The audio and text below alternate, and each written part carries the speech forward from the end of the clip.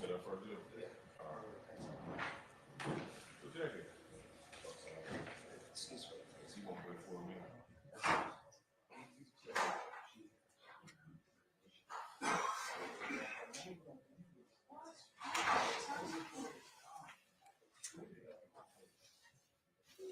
You know, you gotta be a scapegoat, man.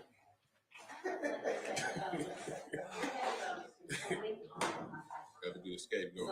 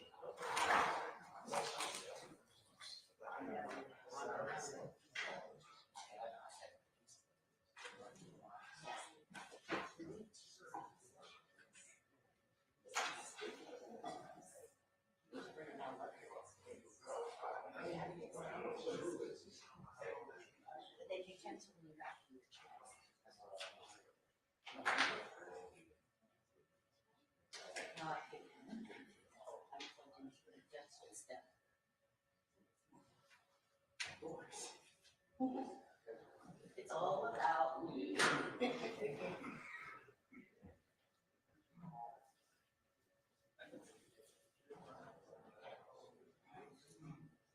They teach you how to use this. It's right here. I don't think you need it because you ain't here.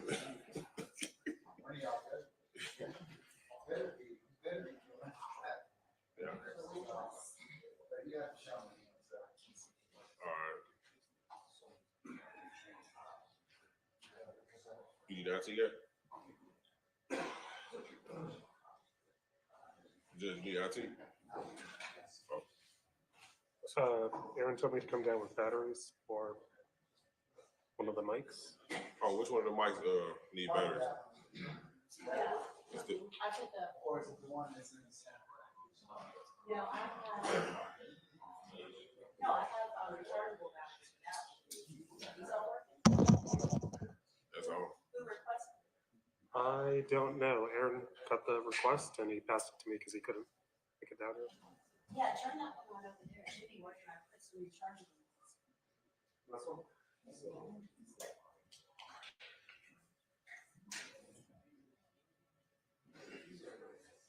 Testing 1, 2. I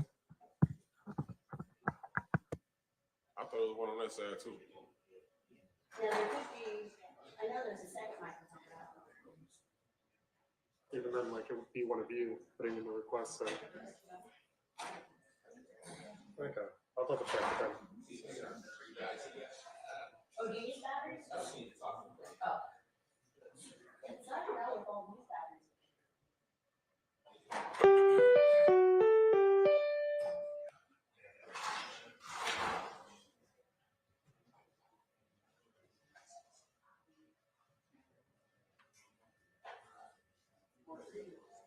Mm-hmm.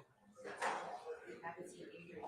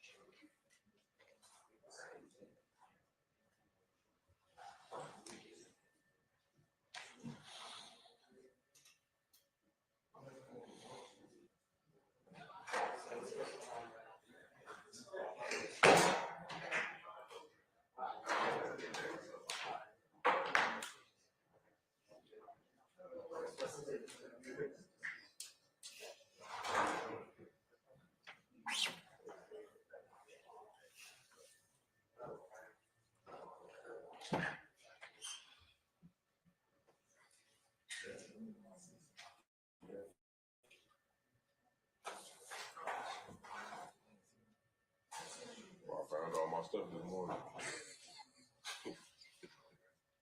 Yeah, that's still tight. It's better, you know what I mean? So you got your belt on. Yeah, but Necessities. oh man, getting busy. Back and knock right there. Yeah, well, if you have to, Get busy. Straps, suspended. you know, wear your jacket. You got to put it on the hip. Just hold on to the belt. Oh my God. Like I had it before 2 years back. No, all right, now.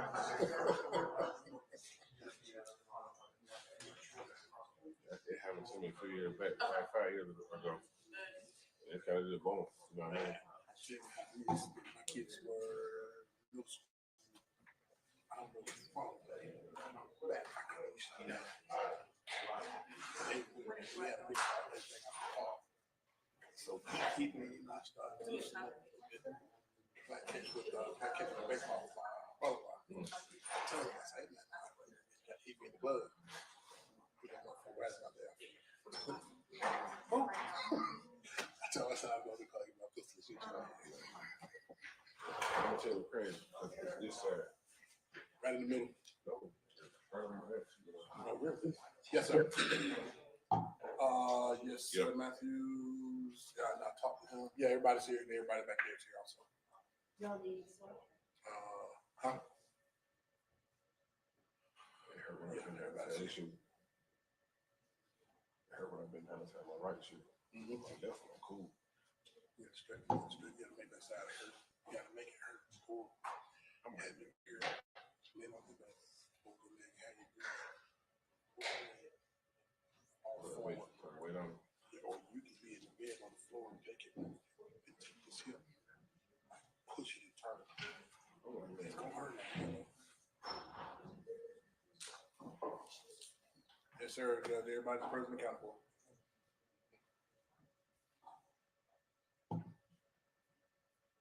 Oh, okay. You know, for the system, I got on green. Yeah, man.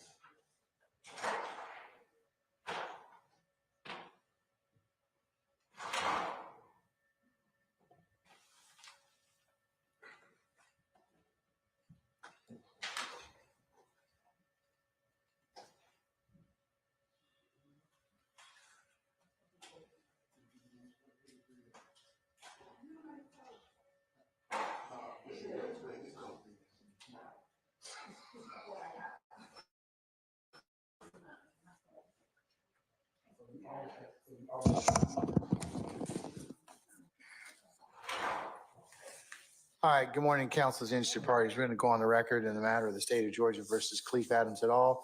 In 22 SC 183572. Mr. Stillwell, Mr. Botts, and Mr. Shard, good morning, gentlemen. All right, Mr. Williams, Mr. Steele, Mr. Adams, and Ms. Renard, good morning.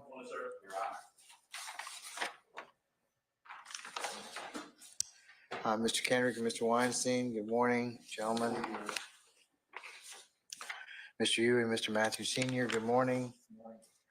All right, Mr. Nichols and Mr. Harvey and Ms. Westmoreland and Mr. Garner, good morning. All right, Mr. Ryan and Misty Williams, good morning. All right, Mr. Adkins and Ms. Hilton, good morning. Good morning.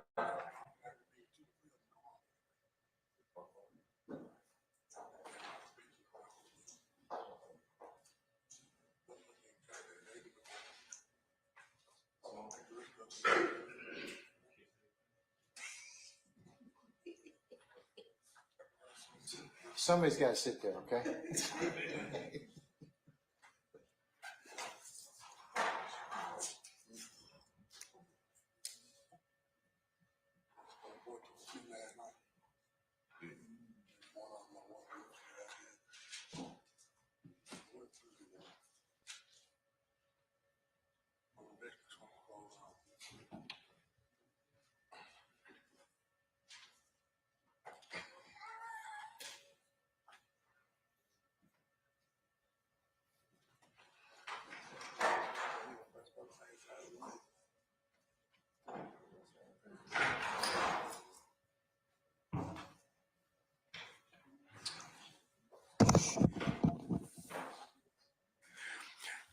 All right, I'm about to call for our jurors. Anything?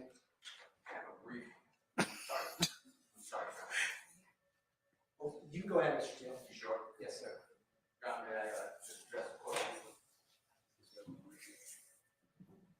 Good morning, sir. Good morning, everyone. Mr. Kearns. Your Honor, and I did not raise this with the state yet. But on January 12th of this year, we filed, or excuse me, we emailed an Open Record Act request to the Honorable District Attorney Willis, CC'd the parties here, Mr. Smith, Ms. Hilton, Ms. Love, to get the open records on closed cases of Adrian Bean. I filed that up with a letter like February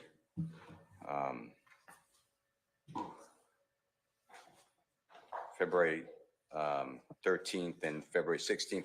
And Ms. Hilton told me, she responded to February 16th letter, and she told me in court, and she's always professional, and said, we're working on it. There's a transition going on in their office with moving files around, but it's priority. I don't have it yet. I'd ask the court to use its power to not call, to prevent the state from calling Adrian Bean until I have that. I just need 24 hours to look at it. There's several cases that Adrian Bean has in Fulton County. When I say several, I could give you the exact number, but it's probably more than 8, 10, 12. So that's my request. I apologize for bringing it up. I know we got a jury. Thank you, sir. Ms. Hilton?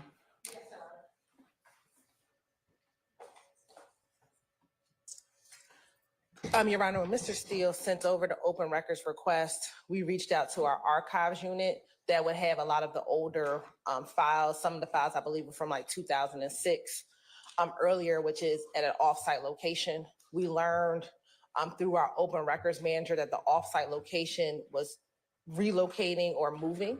And we've consistently tried to reach out to find out how we can get those files here and provided to Mr. Steele. Even up until last week, the last letter, we received the same information that the archives, and I don't think that that's the DA's office, I think that's an outsourced unit, is not providing the files. And so we are trying to figure out another mechanism of going to get the files or how we can obtain those files. We were looking into Odyssey. As the court is aware, Odyssey was down for a number of weeks. I think we just got back online late last week to see if any of the documents related to any of the cases are within Odyssey. We don't believe that they are, but we're continuing to check on that, Your Honor. But we're trying to get the files to Mr. Steele. All right, a couple of questions. Yes. Have you checked with Ms. Shea Alexander, our clerk? I do not believe our open records team has, or my understanding that maybe the clerk is using the same facility with the archives unit, but I can confirm with our open records coordinator whether or not the files could be with our clerk, Ms. Alexander. Okay.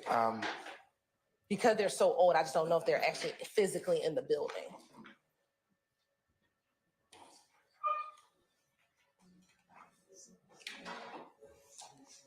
The request was made in January, is that right? Yes, Your Honor. Okay. So, how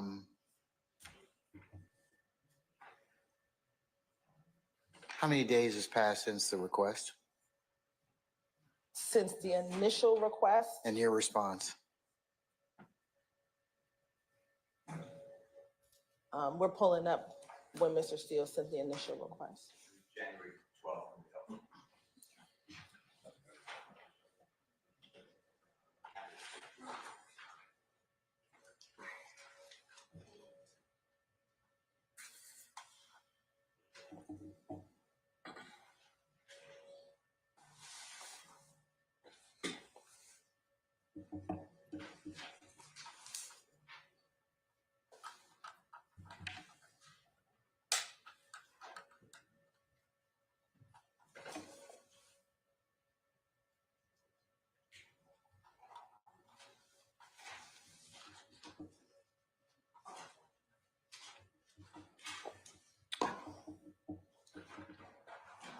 At about 41 versus pull that up, Mr. Steele. You said January 12th. I'll in my email. Okay. Thank you. And if it's around January 12th, we believe that that's when the initial request would have been given, Your Honor. Okay, And we've been looking since that time, trying to get the files for Mr. Steele.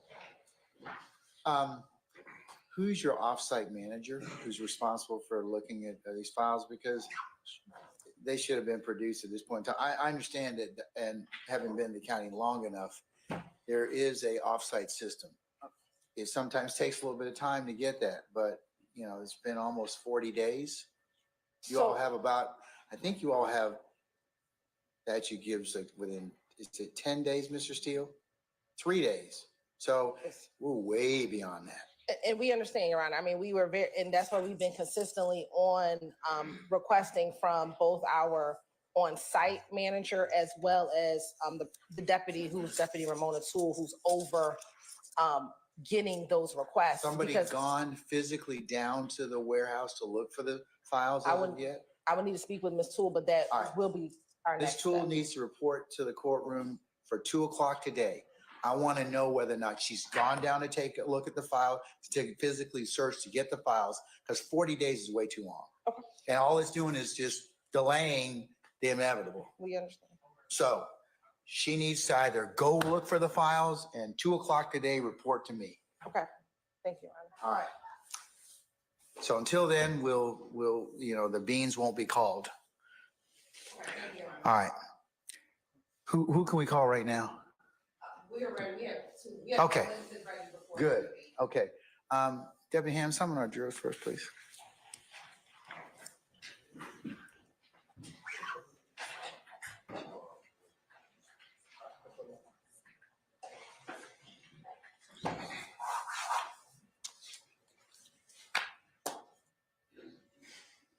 Wes.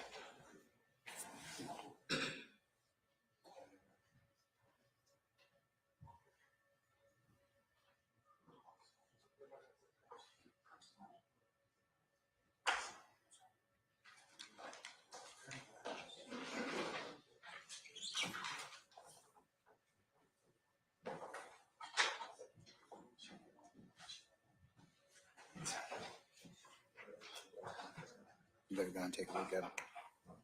And the thing is, they're not that far. The location's not that far from here. I know because I've got this file for this.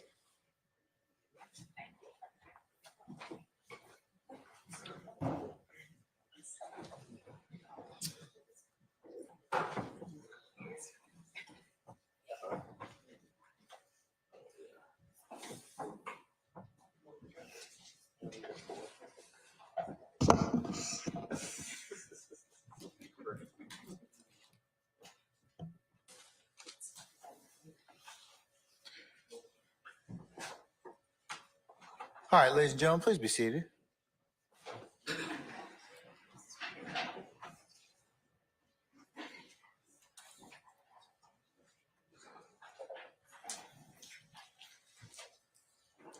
Everybody's present, counsel. All right. Ladies and gentlemen, jury, good morning. Good morning. All right, y'all sound good. Okay, all right. Let's keep up that energy. All right, State, call your next witness. Yes, Your Honor. The state calls Marisela Cisneros to the stand. Summon, Ms. Cisneros. Madam, could you please approach the witness stand? Once you get there, turn and face Sergeant Ingram to be sworn as witness before you sit down. Raise your right hand. You swear affirm the testimony you give the truth, the whole truth, nothing but the truth? Yes, sir. Have a seat. State and spell your first and last name for the court. Marisela, Marisela. My last name is now Alexander, Alexander. Good morning, ma'am. Good morning. I'm going to show you what's been already admitted as case exhibit 36 chart. I'm pulling it up on screen right now.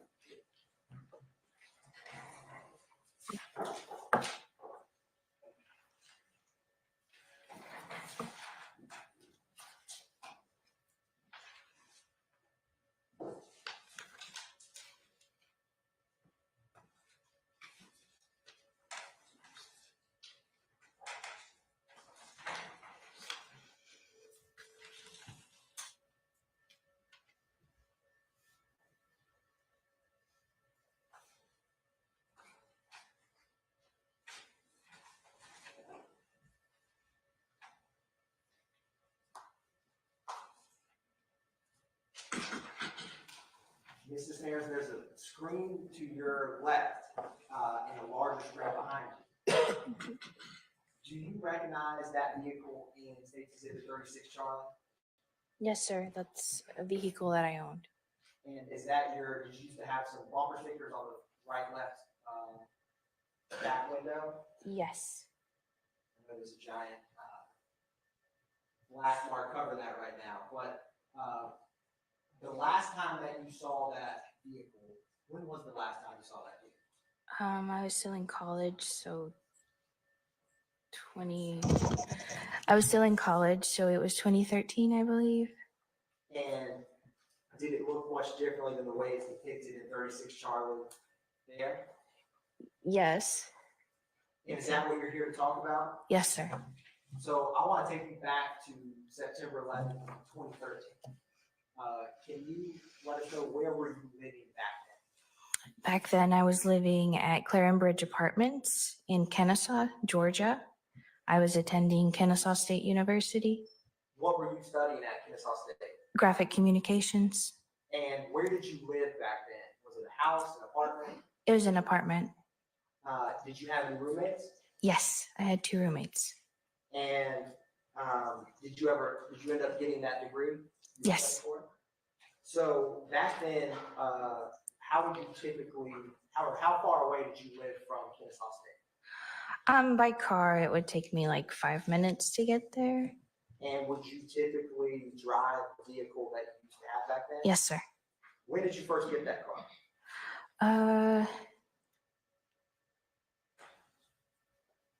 Don't remember. Sorry, it was 10 years ago. That's all right. I think when I started college, so maybe 2010. And would you ever let anyone borrow your car? Only people I trusted. And back in September of 2013, what year would you have been at Kennesaw State? I was a junior. And do you know an Eduardo Flores? I do. How do you know him? We were dating. Do you remember roughly when you first met him? I was 17. 2007. And back in 2013, how long would you all have been dating at that point? Well, since 2007. And back then, where did he live in relation to your apartment near Kennesaw State? I believe he lived in Dalton, Georgia. Roughly how far away was he? About 45 minutes to an hour. How often would you all see each other? At the time, as often as we could. Yeah. And on September 11, 2013, did you have class that day? I did. Do you recall what time your class would have started, roughly? I think I had not early morning class, but maybe 9-ish. And did you ever know any of Eduardo's friends? I did. Did you ever know a Brian Ransom? I do. And how did you know him? He was Eduardo's friend. That's how I knew him.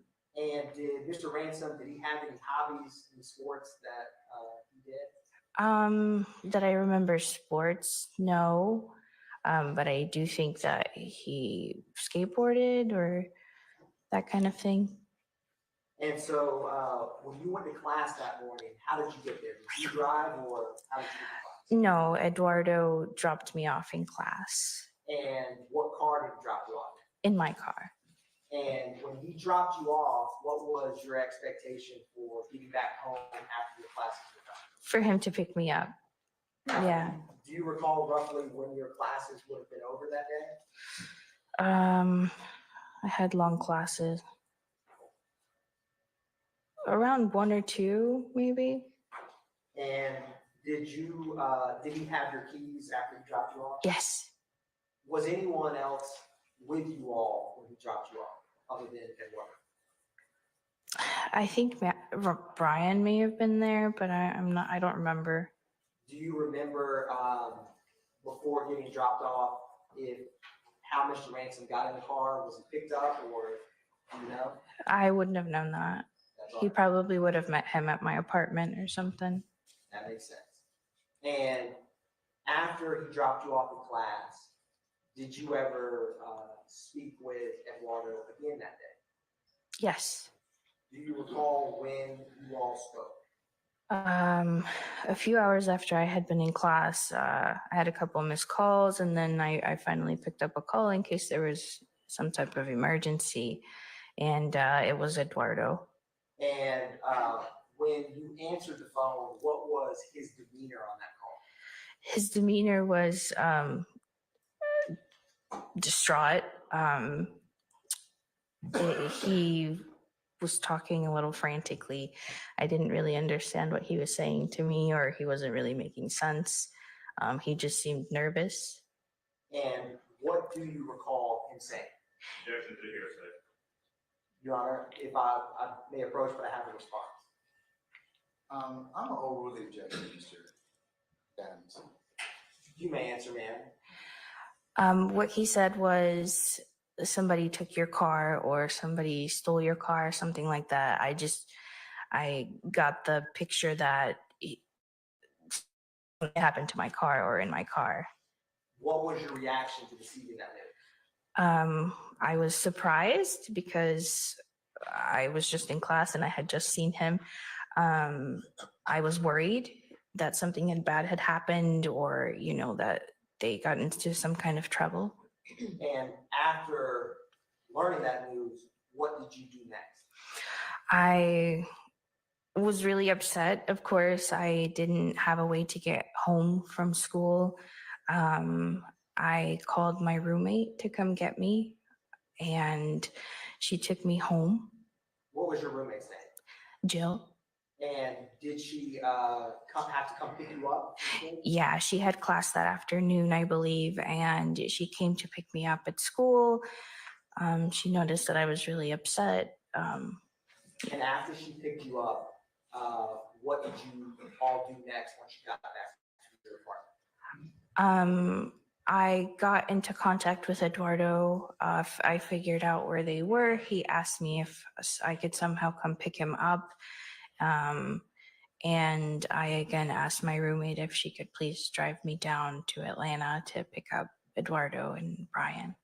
And did you all go to pick them up? We did, yes. Do you remember, was it a short, long ride? How far away was it from where you were in Kansas? It wasn't too long, maybe 30 minutes or so. When you got there, had you ever been to that area before? No, sir. And what did you see when you arrived? I saw Eduardo and Brian on the street. I think we just kind of pulled up and picked them up. They got in the car, they saw that it was me, and we went back to my apartment. Did you see any police when you were there? I don't remember, but I don't think so. And did you see your car that was there when you picked them up? Not from where I was, no.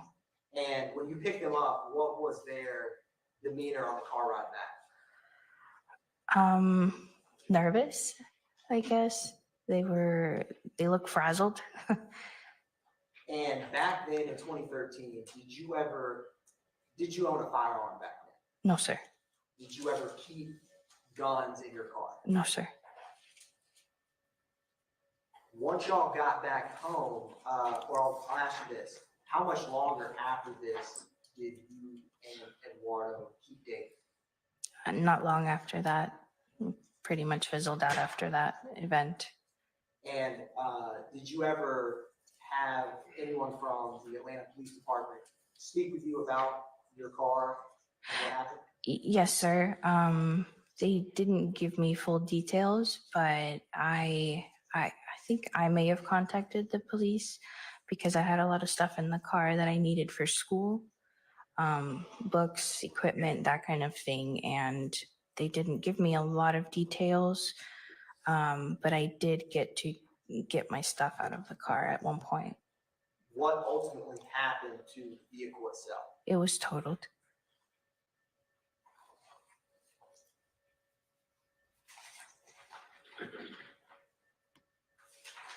One brief moment, man.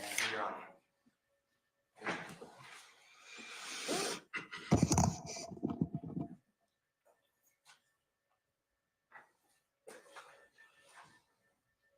No further questions. Thank you, ma'am. Cross. Good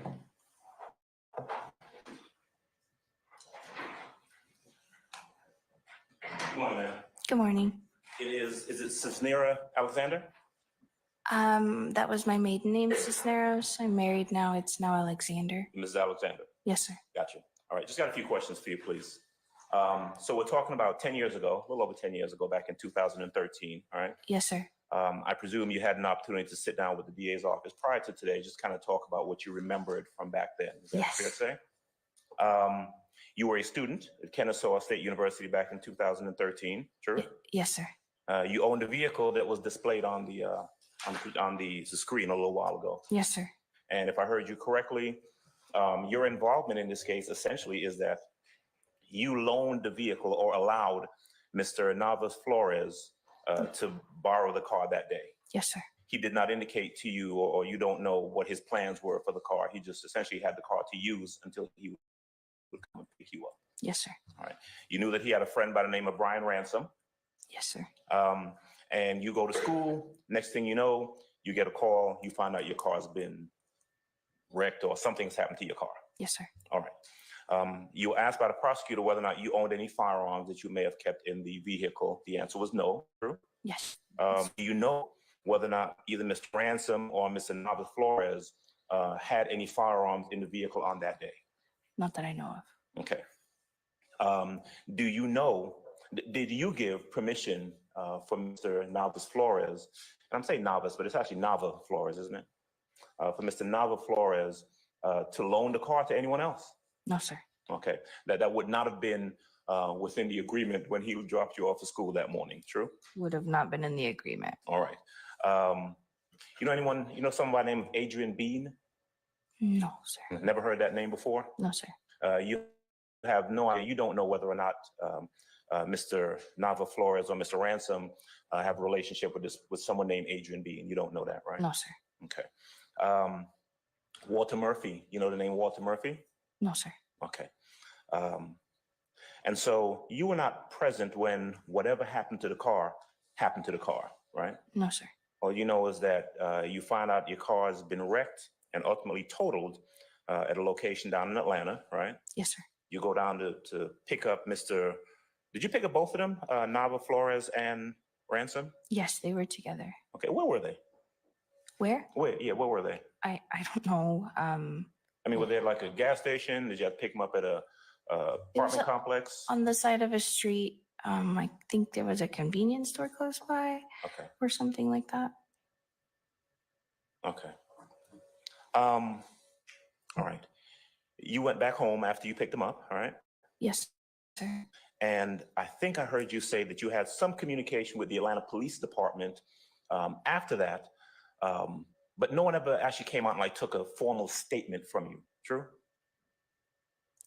They didn't say it was a formal statement. I just remember speaking to the detective. Was it Detective Quinn?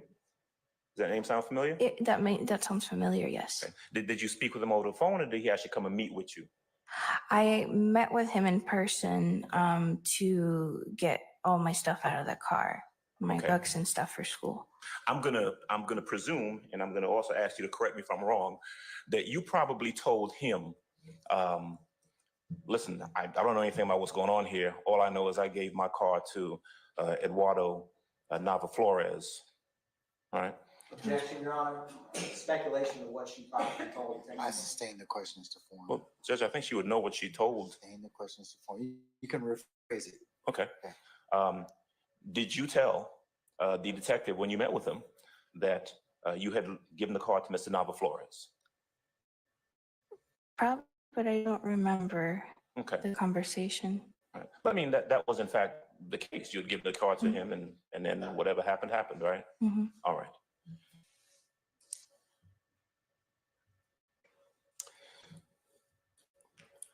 Am I correct that that is essentially your involvement in the case? You didn't have to come to court at any time, right? No, sir. You didn't have to view any lineup, anything like that? No, sir. You never had to give any sort of recorded statement as far as you know, right? No, sir. Okay. That's it. You had a car, you loaned it to someone, the car got wrecked, you don't know how.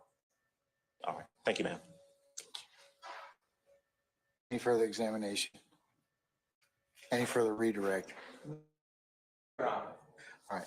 At this point in time, may Ms. Alexander be permanently temporarily excused as a witness? All right, Ms. Alexander, thank you for your patience with us. I'm going to permanently excuse you as a witness. Please don't discuss your testimony with anybody except the attorneys in this case, okay? All right, thank you, ma'am.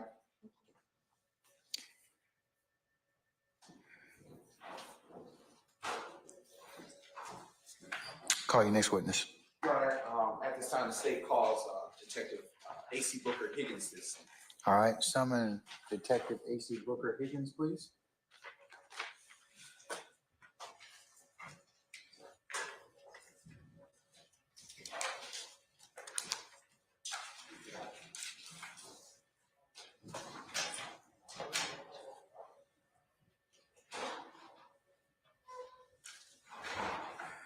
All right, Detective Higgins, good morning, madam. If you would please approach the witness stand. Once you get there, if you'd be so kind and turn and face Sergeant Ingram and be sworn as a witness before you sit down. You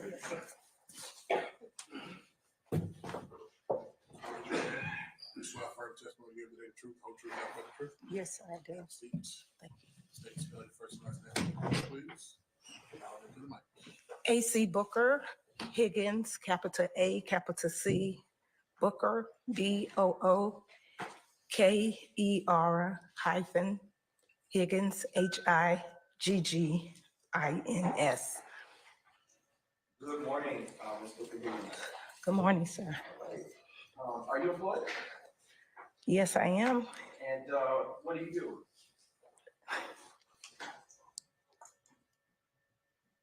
I have a part-time job.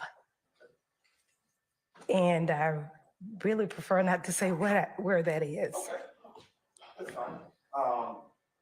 Have you ever worked in a law enforcement capacity? Absolutely. And where did you work in the law enforcement capacity? City of Atlanta Police Department. I noticed you hesitated. Are you a little nervous this morning? I'm trying to take my breath one at a time, yes. Okay, all right. And how long have you worked with the Atlanta? How long did you work with the Atlanta Police Department? For over 32 years. Okay. And can you describe for the jury what your employment trajectory at APD was? Wow. Yes, sir. Upon my completion and graduation from the police academy, I was initially assigned to Zone 3. As years passed, I was promoted to detective, where I worked in various capacities, such as narcotics. I worked in the narcotics division. From there to HIDA, high intensity drug areas. Left there and went to U Squad to robbery back to Zone 3. And I completed my mission as an investigator in the Executive Protection Unit. All right. And were you post-certified your entire time as an APD officer? Absolutely. And did you ever leave? Yes, sir. And why was that? I had some personal family that was very dear to me who became critically ill. The passing of my father, who was in law enforcement. And shortly, years after that, my mother, who was fighting dementia and Alzheimer's. And with the help of my beloved identical twin sister, who was aiding me in that capacity as a caregiver, who eventually passed as well. So I was dealing with a lot of personal emotionals to the point that I felt like I was burning the midnight oil 24/7. And I really could not go to work and continue to pretend that I was in a good space when I wasn't. Sorry to hear that.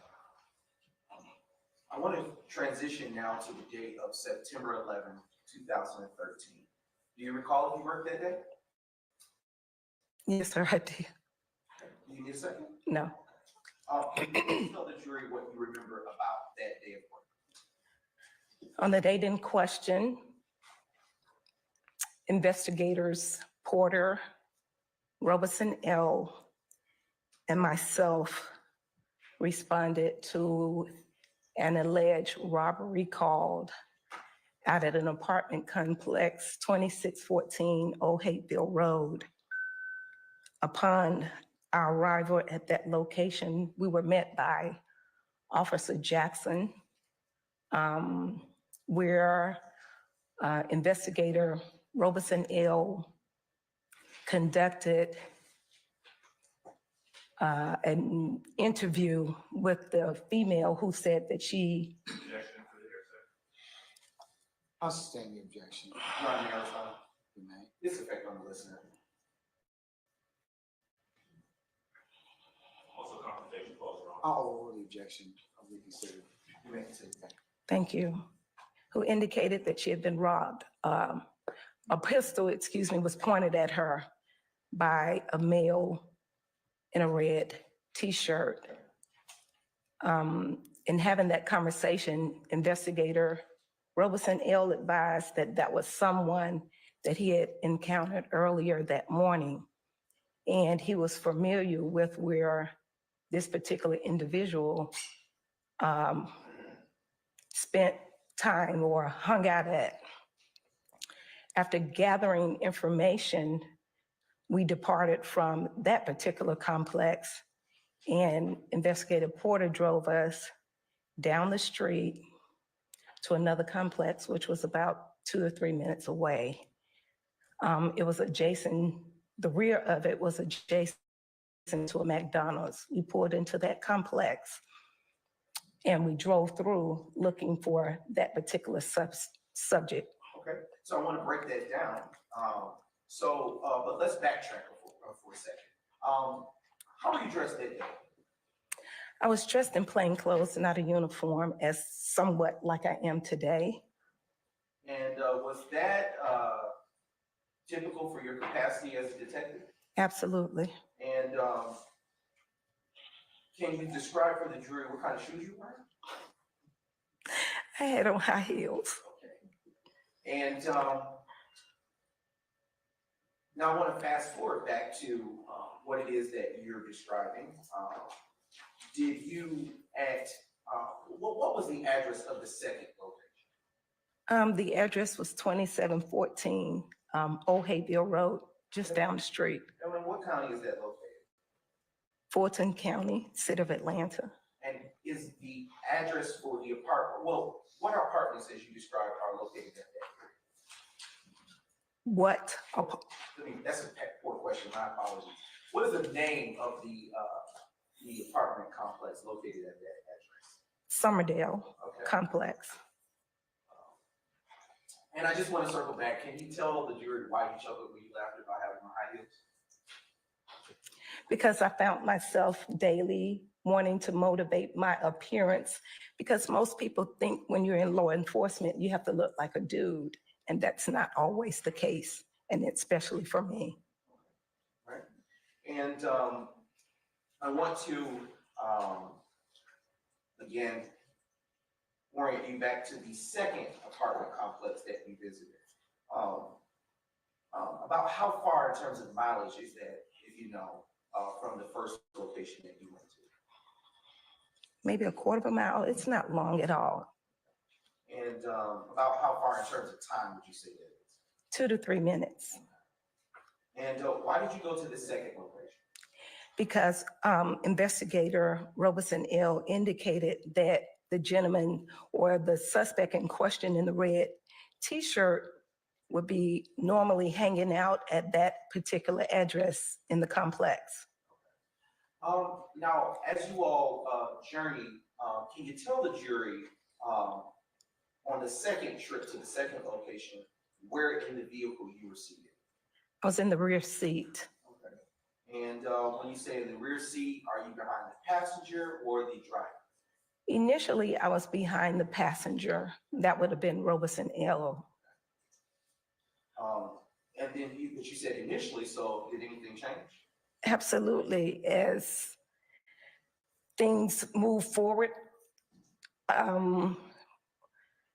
we drove around in the parking complex and initially heard gunshots ring out. And there was a little debate. And so we collectively agreed that yes, it was in fact gunshots.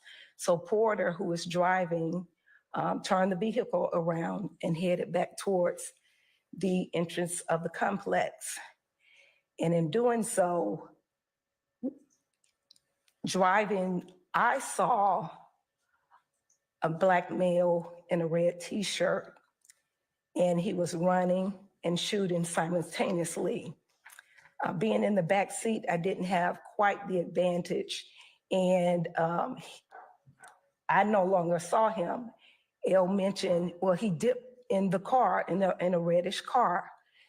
So once the suspect dipped in the red car and we got a little bit closer, Investigator L jumped out the car because he was in full uniform, and he identified himself and approached or had some conversation with someone in the car. The car backed up into a parking space. And once it did that, you could tell that they were about to flight or flee. The car went past L with the intent to strike him, but he was. What's the basis for your objection, sir? Without speaking an objection, just tell me the basis. I'll sustain it as a form of the question. You can rephrase, sir. Okay, so we're gonna break that down, and I wanna go back a little bit first before we go to that. First, I wanna show you what has been already admitted as State's Exhibit 25C and publish it for the jury, please.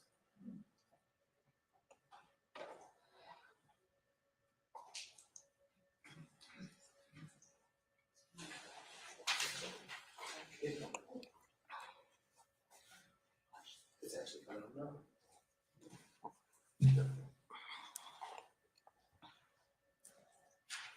All right, if you can turn to the screen that is to the left of you, can you tell the jury if you recognize the vehicle in State's Exhibit 25C? Yes, sir. What is that? It's City of Atlanta official detectives or investigator vehicle that we were operating in on the day in question. Okay, and is in that vehicle, can you describe where everyone was seated with the jury?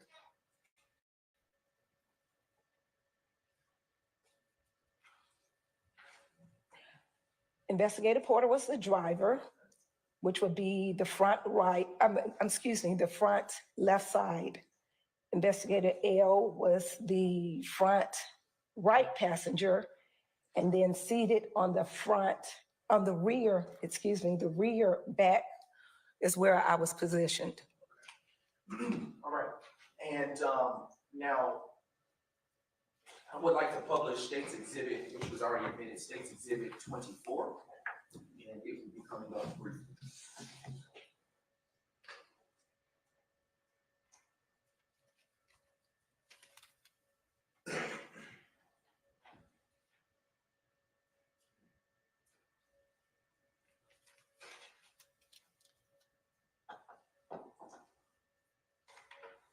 Just a brief, yes, 24 hours. Just a brief indulgence, Your Honor. Yes, sir.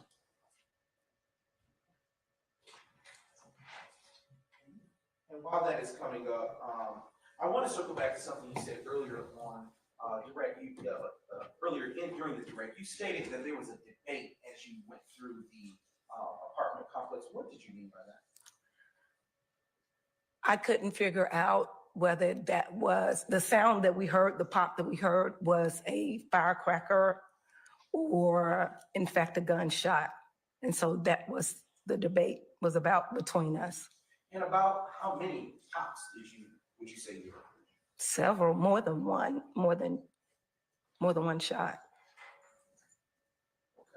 And when you entered the apartment complex, the second one that is, which direction did you go? Which direction were you taking?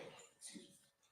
Well, we went southbound up Old Hateville Road to the first complex driveway, which would have been on our right-hand side. We turned into the complex there and drove through.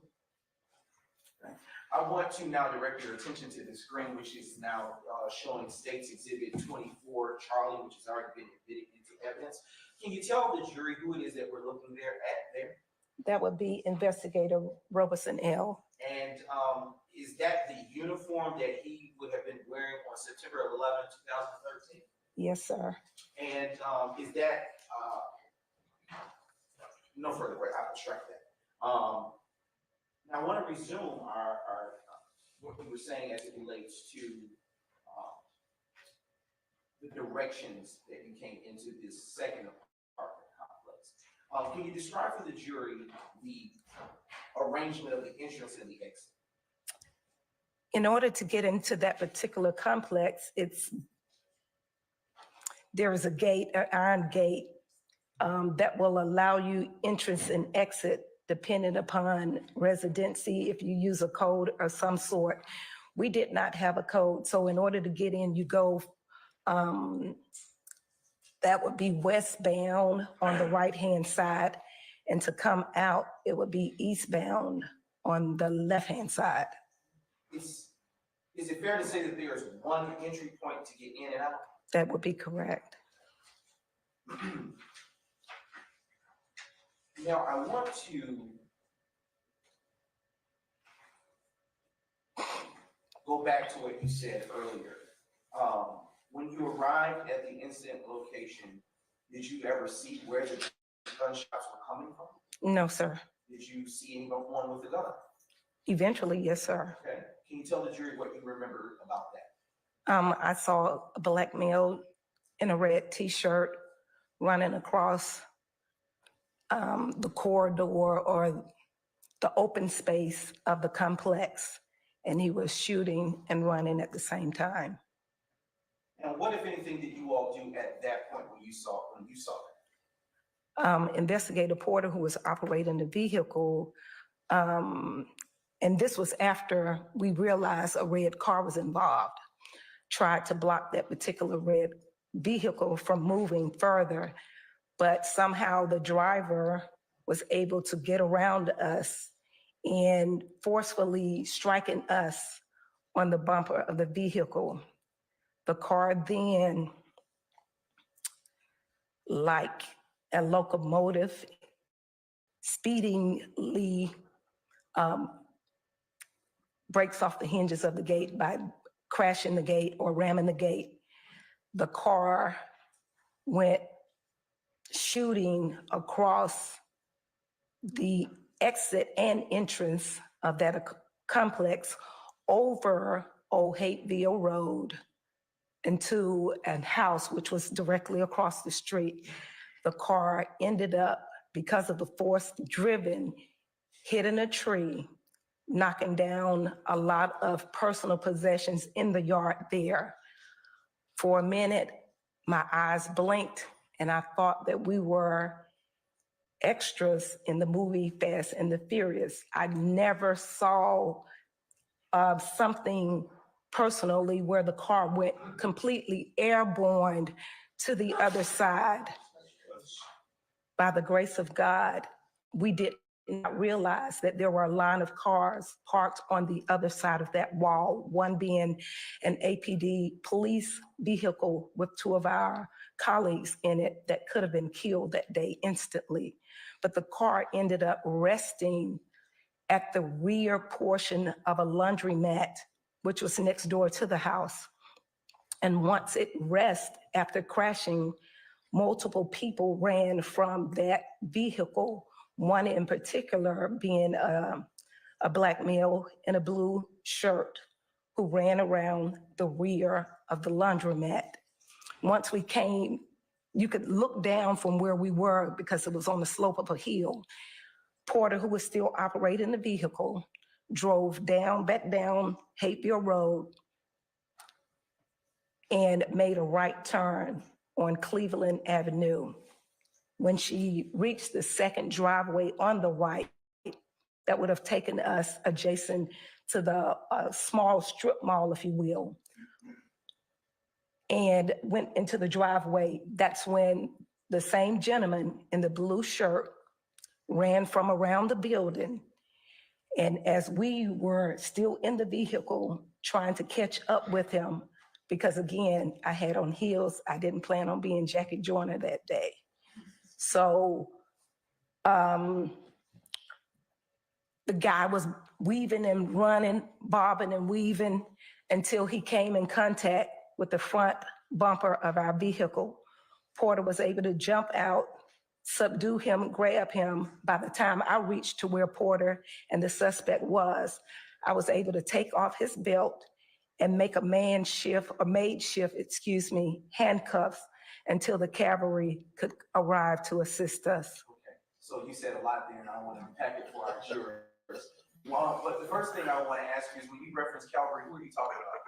Other APD officers that we called to assist us for help. And did they come? Absolutely, praise God. Okay. And so now I want to go back you've walked us through, I want to go back to the apartment complex. After you saw the individual, the black male in the red t-shirt, as you described, running, pointing the firearm, can you tell the jury if you saw at that time any other person? There were other people in the car, yes. Well, did you see any other persons running? Just that particular one. And a curious question, around what portion of the day? Was it afternoon, morning, or evening? I believe it was still morning. Was it? And after you saw the individual with the red t-shirt and the firearm running, what, if anything, where did they go? They jumped into a reddish car that was being backed into the parking space there, still in the parking complex. Sorry. Did you see the red vehicle prior to seeing the individual in the red shirt? I didn't. Okay. From what side of the apartment complex did you see this red vehicle when it finally showed up? It was parked, that would be the left-hand side of coming into the apartment complex.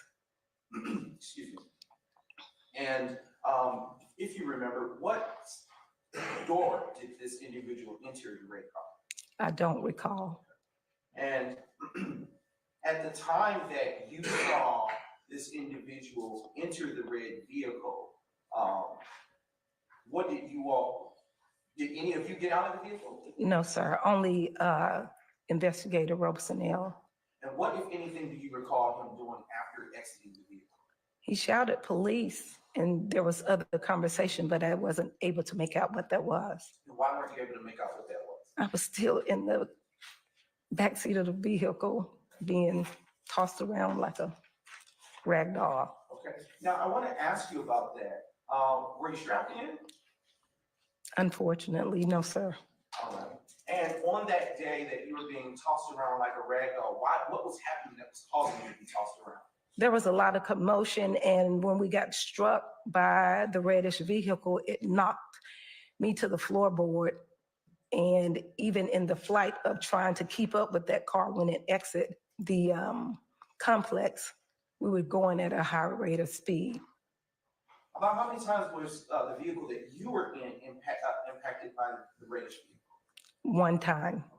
Okay. Did that impact to the front bumper of your vehicle leave any damage? It did. Okay. And I see that you're wearing glasses today, which are very nice. Do you normally wear glasses? No, sir, I don't. Were you wearing glasses on September 11, 2013? No, sir. Were you wearing corrective lenses at that time? Contacts? No, sir, I wasn't. Do you ever wear contacts? No, sir. Okay. And before you were impacted by the vehicle by the reddish vehicle containing the individual in the red shirt, were you able to see into the reddish car? No, sir. Were you able to Would you be able to say how many people were in that red car? 3 to 4. Okay. And how would you be able to say that you saw that 3 to 4 people in the reddish car? Number of heads from the chest up. Okay, okay. Is it fair to say that this was a fast-moving circumstance? Too fast, yes, sir.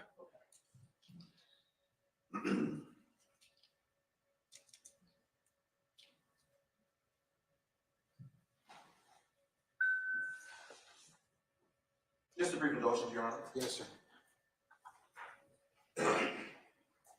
Are you nearsighted or farsighted? I can advise. Okay. Why weren't you wearing your glasses on that day? I normally don't wear glasses. Personally, I like to wear them just to suit up my attire. Okay. It's just my forte. But they are prescription, is that correct? Absolutely. Okay. And I would like to ask you, are you able to see better close or far away? Half and half. Okay, all right. Given that, when you were in the back seat of the vehicle that you were in on September 11th, at what point, if at all, did you ever notice that there were 4 heads? Before or after you were impacted by it? Objection to mischaracterization of the testimony. I sustain the objection.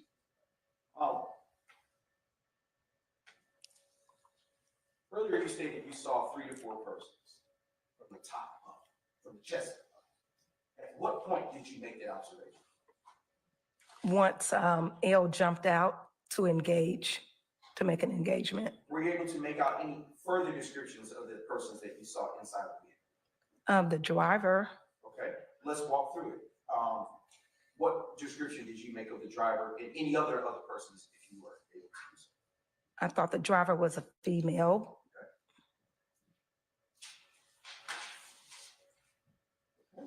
And earlier you stated that you were impacted by the vehicle. Where on the vehicle, on the front or front right or front left of the vehicle were you impacted? I believe it was the left rear. Okay, okay. I'm now going to show you what has already been previously admitted as State's Exhibit 28 Charlie. Just a brief indulgence.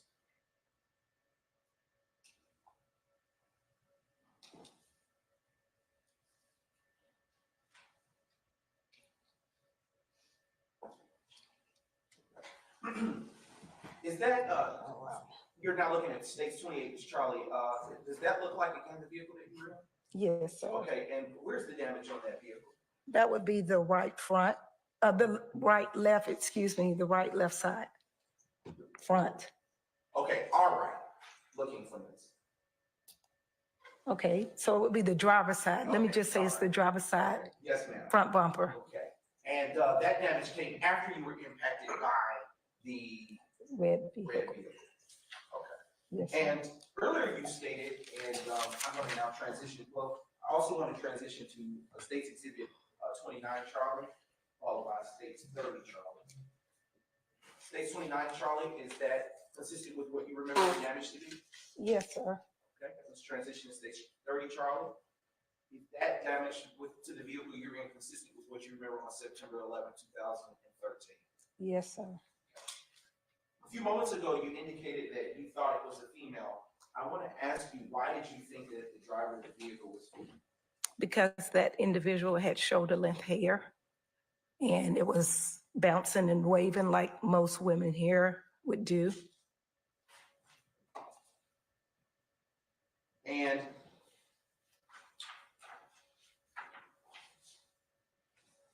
all right, earlier you stated that the vehicle, the reddish vehicle, eventually, after impacting the vehicle you were in, left the apartment complex. Yes, sir. Did you all follow? Absolutely. And can you please tell the jury what, if anything, happened as you followed? I heard gunshots. We ended up leaving Investigator Robeson behind and fleeing after the felon suspect that was operating the vehicle. Like it was indicated before, they bombarded the gate hinges. It was dismantled and it rapidly flew from the entrance and exit of that complex across the street over Hateville into the yard that was right in front of the complex until it hit the tree and eventually, like I said, went airborne. Okay, and I want to now show you what has previously been marked as States Exhibits 19, which will be followed by States 21, 22, Charlie. Starting with States 19, Charlie.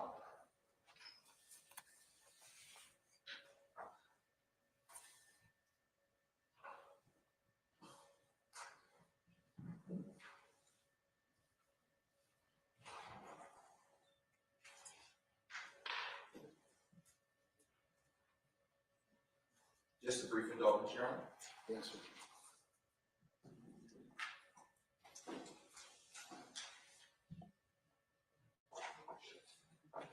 I am, my apologies, Your Honor. I am now going to approach the witness with States Exhibits 16 Charlie, 17 Charlie, 18 Charlie, 19 Charlie, 20 Charlie, 21 Charlie, 22 Charlie, 23 Charlie, and I will show the defense counsel if they'd like to see prior to reviewing some.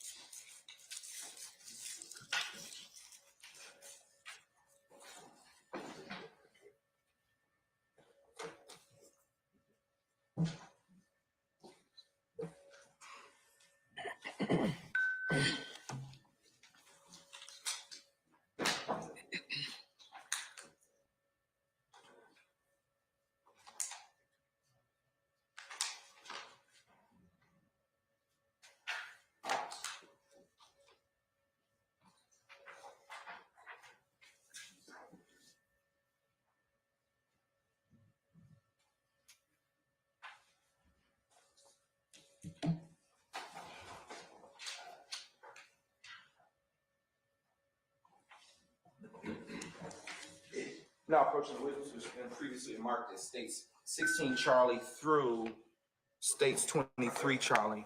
And Investigator Booker-Higgins, I'd like you to review those. And after you've done so, please look up at me and I'll ask you some further questions. Yes, sir.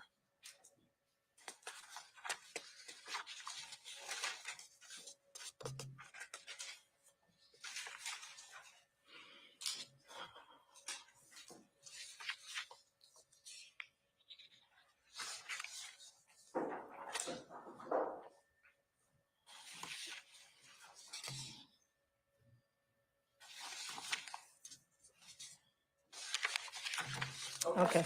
All right, have you had adequate time to review?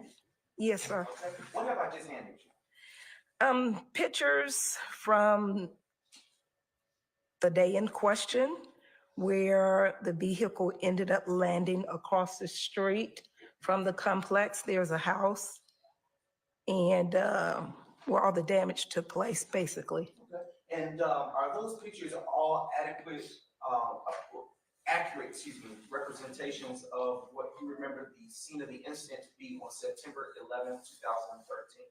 Yes, sir. And have those pictures been altered or materially changed in any way?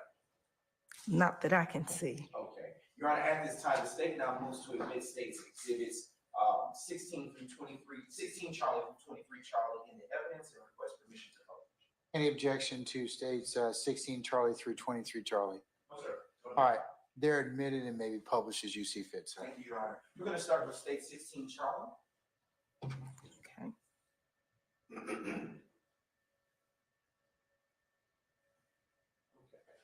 In state 16 Charlie, what are we looking at? We're looking at the opposite side of the apartment complex. And it's a lot of houses there, but in the photo, it's the house where the reddish car came in contact with the tree. And if you will, I am going to hand you a pointer. And I'm a little vertically challenged, but I think with that pointer, you might be able to get to it. If you can, point where you've seen the vehicle go to when it passed through that driveway. So it came across over here, it rested in this area where a tree, excuse me, where a tree ended up falling as a result of the impact. Okay, all right. And I'm going to now move to state 17 Charlie. Is that the address of the home that it went through the driveway that the vehicle you saw go through? Yes, sir, it is. Now we're gonna go to 18 Charlie. What are we looking at here? Same identical picture, pretty much. Okay. Is it fair to say this is a closer view? It is. And if you can, on this closer view, point to where you saw the vehicle go through the land. Over here where you can see all the trees are resting, leaning in the opposite direction. What is that yellow-like tape around that area? This being here, sir? Yes, ma'am. It would be Atlanta Police Crime Scene tape. Why would that be there? The impact, it's a hazardous on the other side. There is a retaining wall. And the retaining wall, I would guesstimate it's 12 feet drop or more to the other side. Okay. I'm gonna go to state 19 Charlie. What are we looking at here? The front porch to this particular residence where the impact tore and dismantled the property there. Now going to transition to state 20s Charlie. Okay. What are we looking at here? This is a fence line. Like I said, there's a drop on this other side. And so we're looking at where the car eventually flew over to the other side of that wall. If you could point and hold where the drop is that you just described. The wall is about right up in here. Okay. On that line there. Okay. And do you see the reddish car in this photo that you said impacted with that wall? Faintly, yes, sir. Okay. Let's transition to state 21 Charlie. And what are we looking at here? Still the fence line from that particular residence, more of the left side of the dwelling place.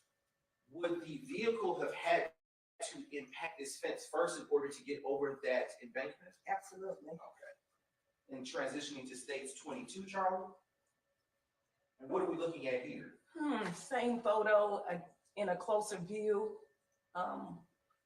This would be the laundromat that I spoke about where the car rested on the other side and the black male in the blue shirt ended up fleeing from. The car that you described as being an APD vehicle that was underneath this embankment, would it have been underneath where the tree line is? Yes, sir. Okay. Transitioning now to states exhibit 23 Charlie. What are we looking at here? Just a brief moment, Your Honor. Technology is not compliant.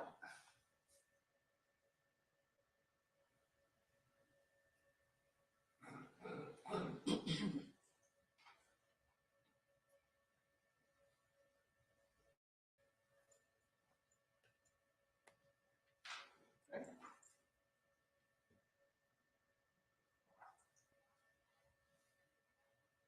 All right, we are back.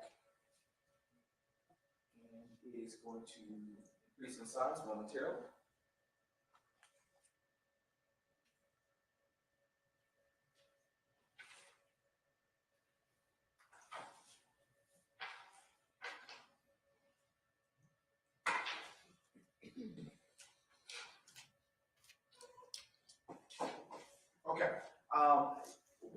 Okay, here now, Detective Booker-Higgins.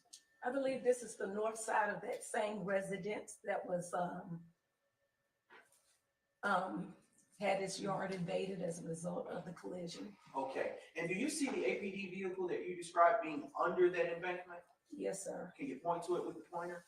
It'll be right here in the corner. Okay, and can you show where the path that it would have flown over that embankment over the vehicle? They came directly over Okay, the vehicle, so that was parked on that line there. thank you, and you may reclaim your seat. Thank you.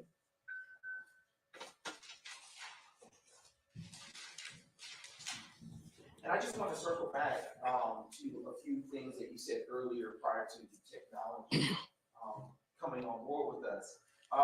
Earlier you stated that you saw the driver of the vehicle. At what point were you looking at the shoulder length during this incident? When they first took off, and then as they drove and made that left turn out of the complex. And where were you when you saw the shoulder length? Still in the rear seat. And where was the red car when you saw those shoulder length? First, it was backed into the parking space there at the complex, at the second complex. Okay.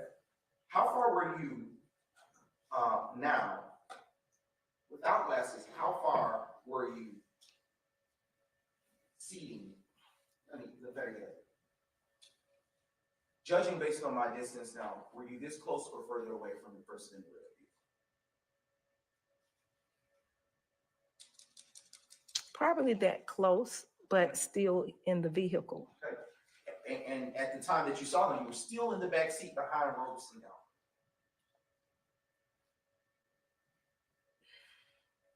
I'm gonna That- accept the mischaracterization of the evidence. Okay, What it said. I don't speak your objection. I sustain the objection as to form. You can rephrase. Sure, no. I'll ask you a different question. Where were you seated in the vehicle when you saw? Well, earlier you stated there was movement for you in the vehicle. Mhm. Where were you at the point in the vehicle that you saw the person with the shoulder length tail that you described? Question, ask, and answer. I'm gonna rule that. Yes, you can answer. Right rear seat passenger. Okay, all right. About how far from you would you say that I am at this point? Less than 10 feet. And about how far can you see clearly without your glasses on? I can see clearly. I just need them for reading. All right. And I want to transition now and show you what has been pre-marked as state's exhibits.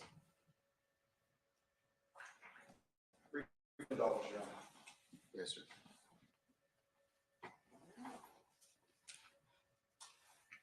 Okay.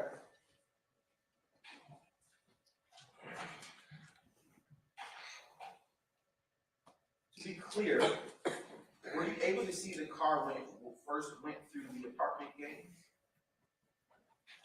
You mean exiting? Yes. Well, excuse me, when it's exiting. Yes, sir. And were you looking at the rear of the vehicle as you saw it exit the apartment? Yes, sir. Did you see the bouncing hair as the red car went through the gate? Yes, sir. And who was closer to the red car when it first arrived at the apartment, when you first saw it arrive at the apartment? It would have been Investigator Robeson Hill. All right. Want to ask you just a few more questions. Earlier, you described that you left L behind. Why? There was gunshots rang out, and everything happened so swiftly that once we came in contact and got hit by the reddish car, we had no choice but to keep moving to keep up with that particular individuals. And when you reference L, are you referencing Detective Malik Robeson? Excuse me, yes, that would be correct. And can you describe the pathway that you took to follow this vehicle? So coming to the complex, we did a sharp left, which would go back. That would be northbound on Old Hateville Road. The laundromat would have been at the intersection of Old Hateville and Cleveland where we made the right turn.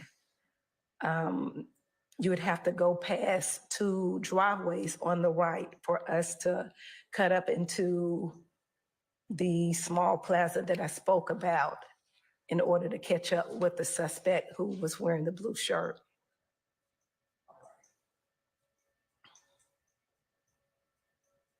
When the vehicle impacted your blue vehicle, was it coming toward you or was it coming toward Robeson L?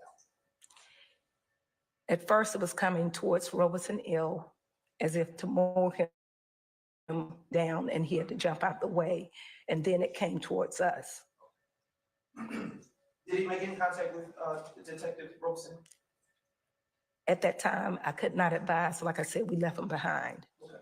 And I want to go back to what you saw as you were pursuing this vehicle. When you saw the vehicle make impact with the coin laundry, were you able to see what, if anything, happened at that point? To my surprise, the suspects in the vehicle abandoned it, jumped out and bailed and ran. I thought they were dead. Did at any point, while before the vehicle made impact with the vehicle, let me rephrase that. Did at any point while the vehicle was still within the apartment complex, did anyone that came with you discharge their weapon? I didn't know at the time. I could not advise at that time. Is it fair to say because everything was moving so fast? It was moving swiftly. Okay. When you saw the vehicle impact with the laundry, about how many people did you see exit the vehicle, if you recall? 3 to 4 black males. Can you describe for the jury the directions that you saw the individuals leave the vehicle? They scattered. I could only keep my eye on the guy with the blue shirt, Okay. but I know they scattered out of the vehicle, abandoning it. Did you personally see the vehicle, the suspects in the vehicle flee the vehicle? Yes, sir. Okay. And when you saw the suspect in the blue shirt, can you describe the direction that you saw him flee? He went to, coming out of the vehicle, he went on the right side and ran to the rear of the laundromat, crossing over a fence line.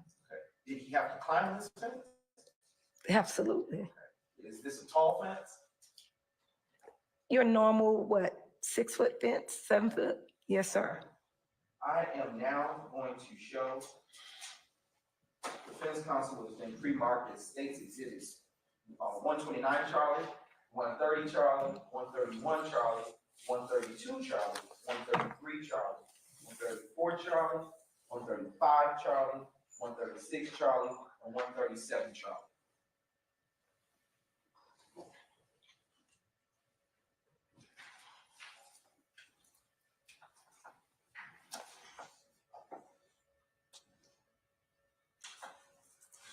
And while defense counsel is reviewing states 129 Charlie through 137 Charlie, I am going to give you an exact same copy of the same exhibits to review as they do that.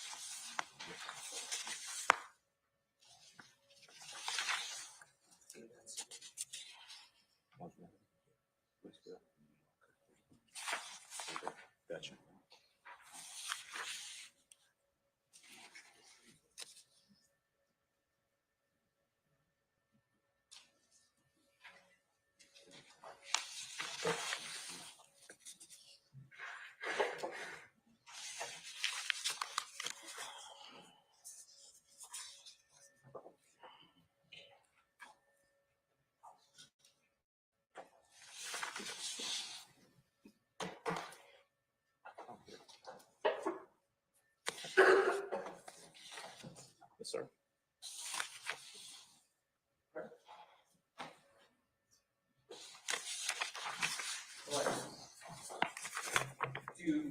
All right, have you had a chance to review those photos? Yes, sir. And do those photos that you have in your hand do you recognize them? They look familiar. Yes, sir. Do they accurately reflect the area that you just testified to this jury on September 11th, that you testified about to this jury today pertaining to the September 11th, 2013 incident? Yes, sir. Okay,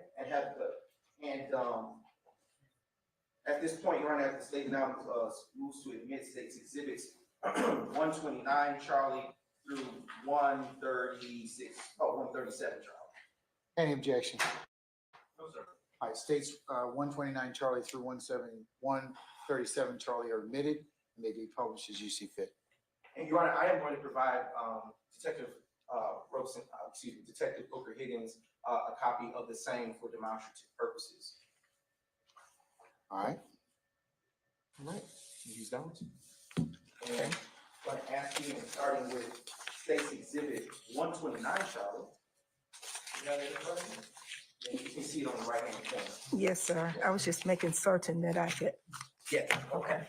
All right. Before you get started, ladies and gentlemen, you okay? You want to take a break? Comfort? We good? All right, drive on. Okay, yes, sir. Okay. So starting with State's 129, Charlie, I would ask that you show the jury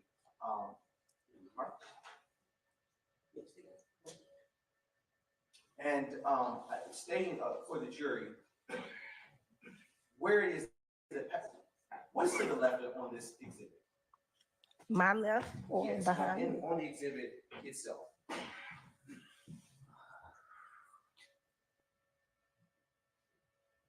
So on the left, where you see that gray car would be the entrance and exit towards the apartment complex, the Okay. second. And I'm going to approach you with a marker because what I would like for you to do kindly is to circle the area where you know the apartment complex to be on this exhibit. Oh, yes. okay.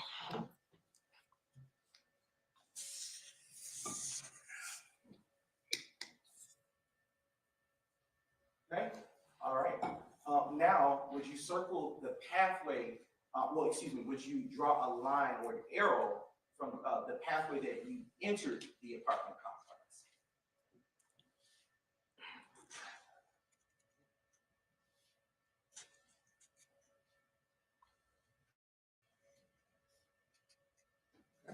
And then you draw an arrow exiting the apartment complex, showing the direction from which you exited the apartment complex on that particular exhibit.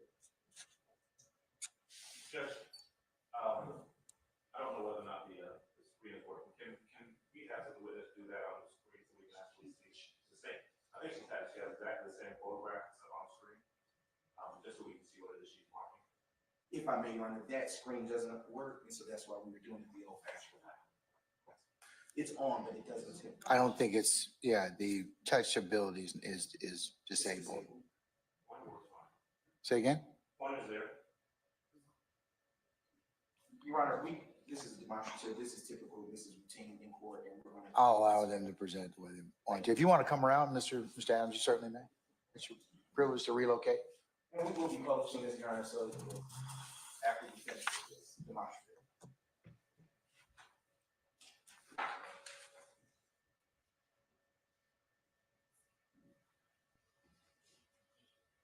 Can I stand over here, Judge? You may.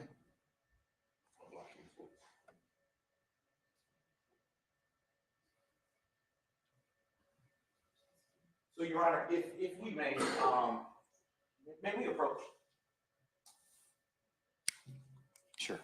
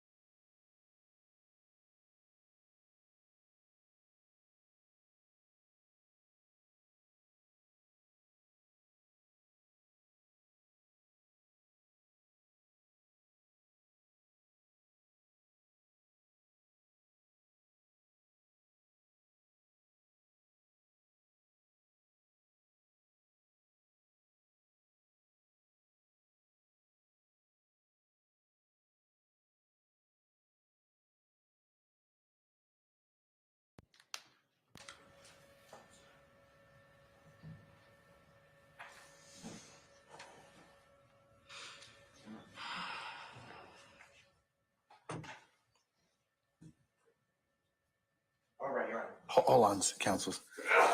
Bless you.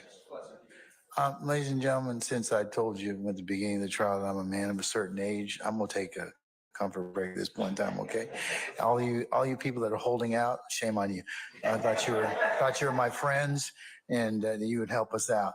In all seriousness, also, it's near lunch too. So let's go ahead and take a break at this point in time. So ladies and gentlemen, if we could come back for 1 o'clock, remember my admonitions to you and enjoy your lunch, okay? All right. All right. Oh, I'm sorry.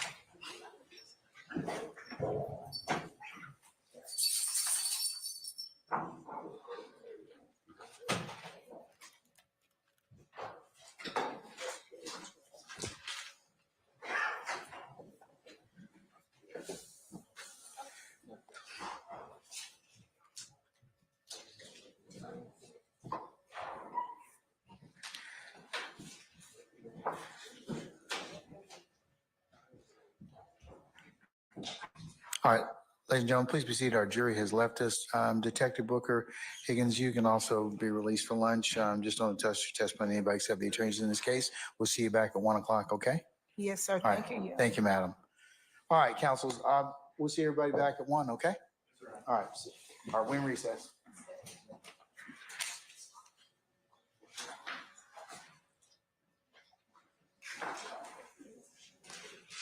Stop it. Just a second, okay?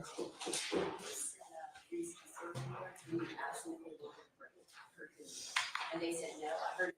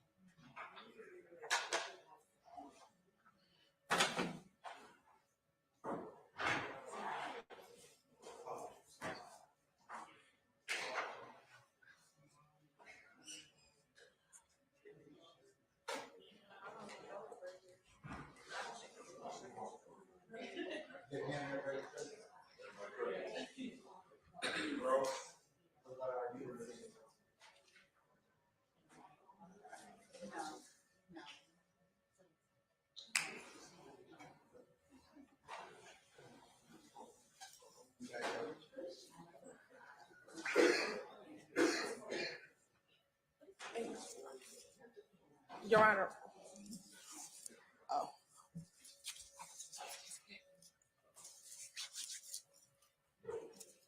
You work for the press now? I mean, I know you can do everything. Sorry, I was socializing. I didn't see you saying. No, I just walked up, Ms. Weaver. I just walked up.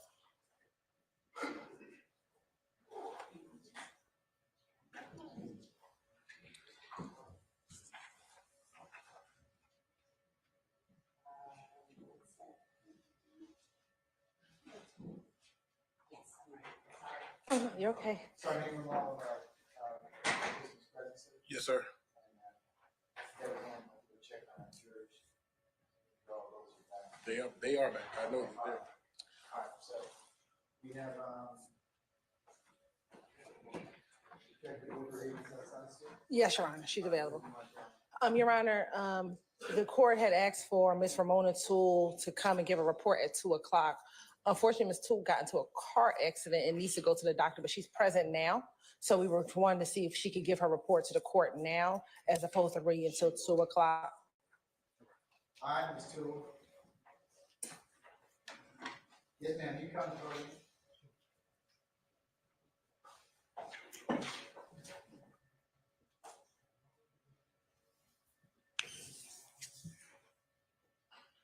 All right. Madam, sorry to drag you away from your other duties. Apparently, Mr. Steele's filed an open records request, which is required to be acted upon within 3 days. And we have some files that he's asked, which unless you all have moved to exclude them on the basis of a valid exclusion, they would probably be, producible. It's been about 40 days. So have you actually gone down to the warehouse to take a look to see if you can find those files? No, Your Honor, I have not. Okay, could you please? I've been around the courthouse about almost 2 decades. This happens on a routine basis. So it requires sometimes some manual kind of looking around at the couple locations that we have where we store files off-site, because I believe that the clerk has a retention policy and you all share the same space. So when can we get that done by? Your Honor, I could make a trip there, but I wanted to advise the court that I have been in touch with Vicki Reynolds, who is over that department. Just for the court to know that in October of 2023, they started transitioning into a new facility. They told us that the service was going to be discontinued from picking up and dropping off to December the 31st. Unfortunately, they're still in the process of transition from one physical building to another physical building. Ms. Reynolds said that, if it's 1 or 2 files, they can try to see if they're still there, but if they're not there, we wouldn't have access to them. And I did speak with her before coming to court today. But I don't have any problem with physically going down there and seeing where they are in the transition. Okay, who's Ms. Reynolds again? Your Honor, Ms. Reynolds is, I can give you her official title. Her name is Vicki Reynolds. She's the Senior Record Administrator with the Department of Information Technology. Okay. Is there any way you can step outside and call her and tell her that we really do need those records and that I understand the challenges right now with getting things, but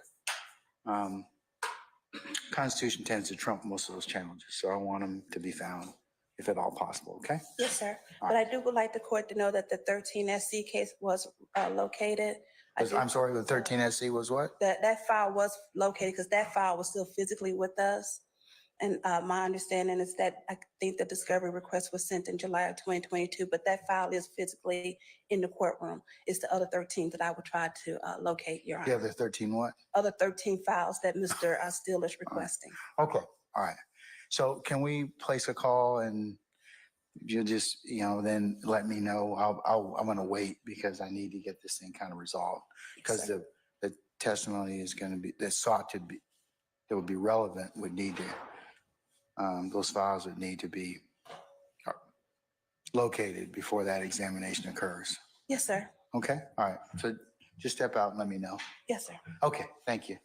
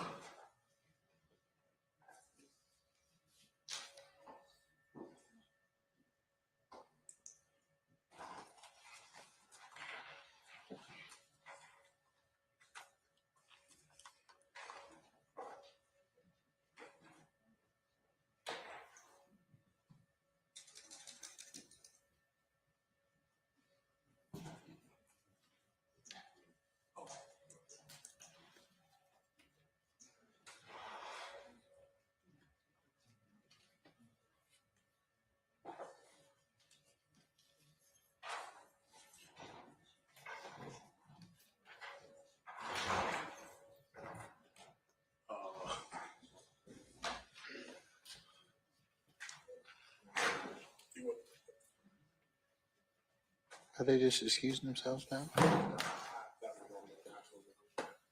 He's,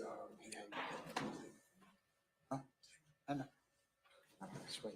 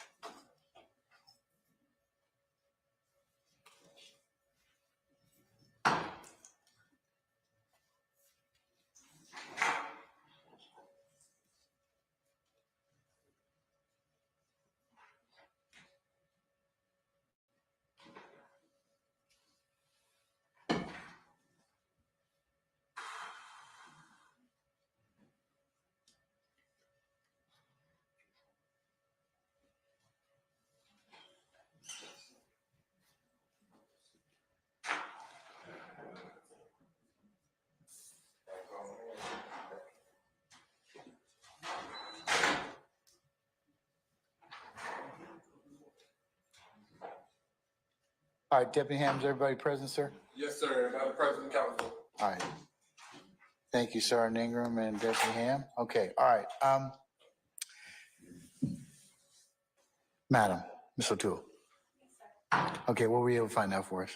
Your Honor, I did call her on the cell phone number she provided. She didn't answer. However, we have learned thank you. I repeat it. I did call her on her cell phone. She did not answer. I left a message letting her know that I was before you and it was urgent. However, she has sent one email that at least one of the files has been located and that we can pick it up on Commerce at Highway, which we are arranging that to be done now, which would be the Z case. Okay, And there's a couple of Z cases, Your Honor. So the one that is available is Z78742, which corresponds to, we believe, a 1996 armed robbery. So that one file is available. We are also working with the clerk's office to see if we can get a copy of the clerk's file. It will not be the DA's office file, but we're trying to work with the clerk's office to see if they can pull from their systems, whatever system is available, to see if the files are available. okay. Is there any update that will be given to you, ladies? We'll keep working with Ms. Reynolds to see if they can find the other files. We do know that one file we will not have in our possession, which is a child support file or a child abandonment file, which is a 01CR256318. I believe that would be a state court file. So we would not have possession of at least that one. So we know out of this list, 3 are accounted for. We're getting ready to pick up an armed robbery. The 13 SC case is the case that's presently before. That's the case we're currently putting on right now. And then the 01CR case file is a child abandonment file, which we would not have. So outside of that, we'll still continue to work to locate and find the other files, Your Honor. All right. Okay. Can you indicate to Ms. Reynolds, thank you for looking, but can we also have an update tomorrow morning to see when the other files will be available? Yes, Your Honor. Okay, all right. You can communicate that to Ms. Hilton and she can report that. But I'll just say to the state, until we locate those other files or we've accounted for them, we should put a pause on the beans, okay? Yes, Your Honor. Now, Mr. Steele, for the state court file, you have to go to the state court in order to hunt that down. Okay, all right. Okay, thank you, Ms. O'Toole. Appreciate it, madam. Hope you feel better. I'm sorry you get, that accident befell you, but okay? Thank you, Your Honor. All right, good to see you. Good to see you.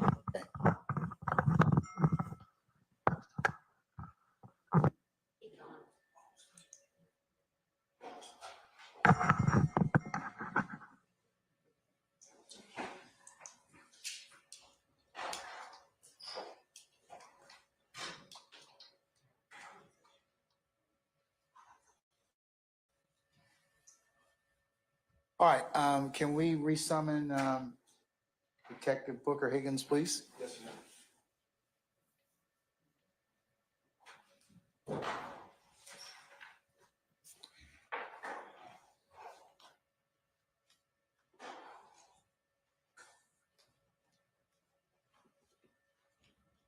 Good afternoon, Mr. Matthews Jr.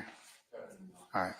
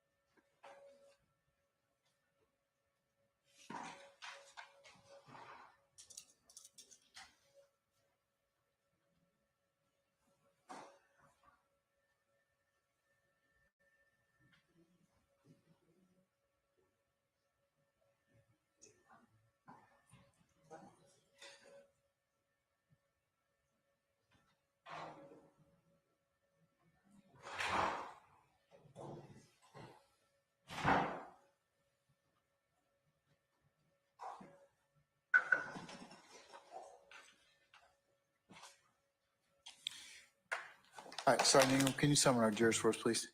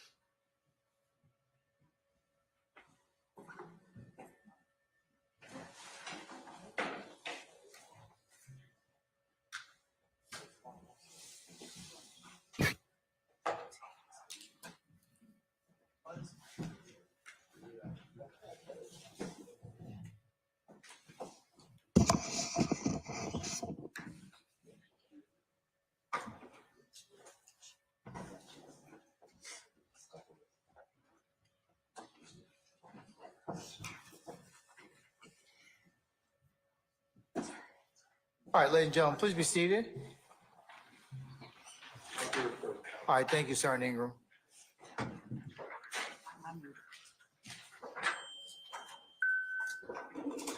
Yes, that's you. I think it is.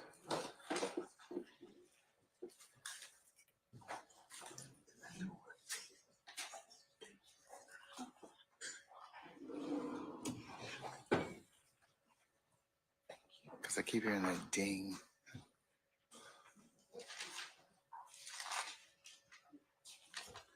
I see somebody else's machine. Yeah, I don't know how to cut it off. That's what I was just telling him. I don't know how to. Oh.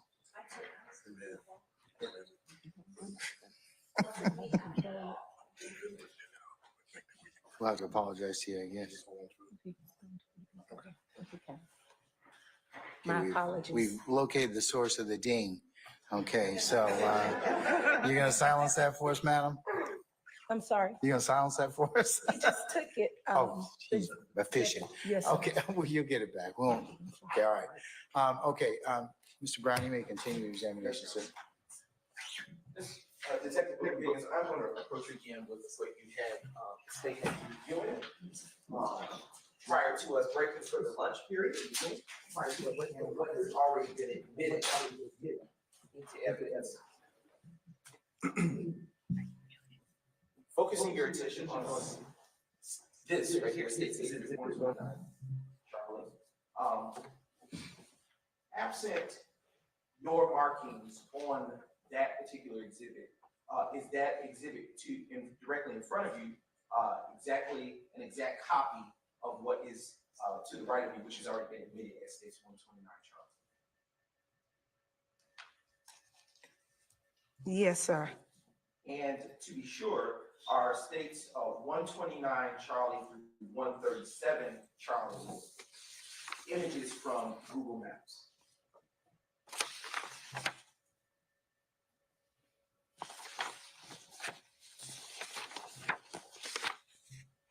Yes, sir. That's what it says. Okay. And now with the, if we can publish again, states 129 Charlie.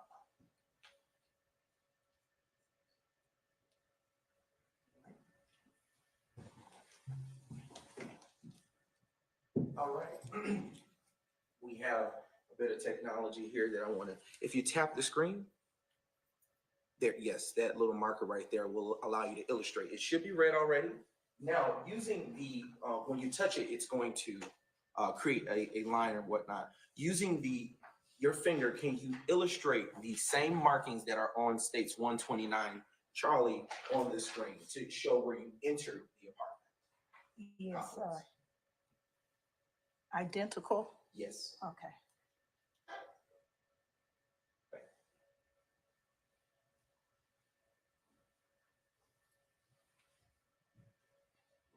And on states Charlie Alpha, can you, excuse me, using your finger to make identical markings on the screen, show where on states 129 Charlie Alpha you exited the apartment complex?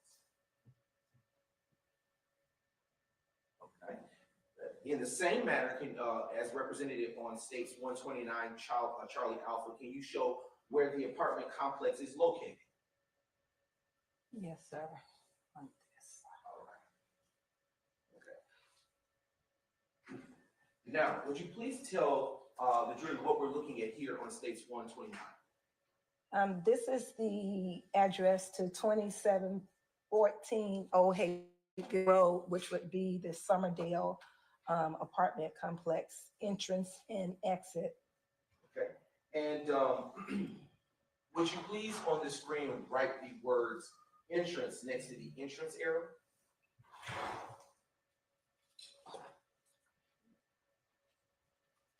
This is kind of not so perfect, okay?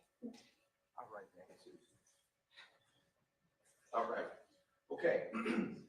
Now, would you write an exit next to the exit arrow that you drew? Yes, sir. Okay. And what is the circle for? The circle is the entrance and exit that you asked me to provide earlier. Okay. Now, I want to turn your attention back to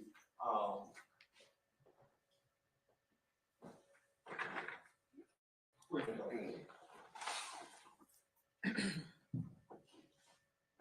So if you would turn to the demonstratives that are in front of you, I would like to turn your attention to states exhibit 130 Charlie Alpha. If you can clear the screen there in the same place that you annotated, it will allow you to do, yes, a clear button. Oh. Yep.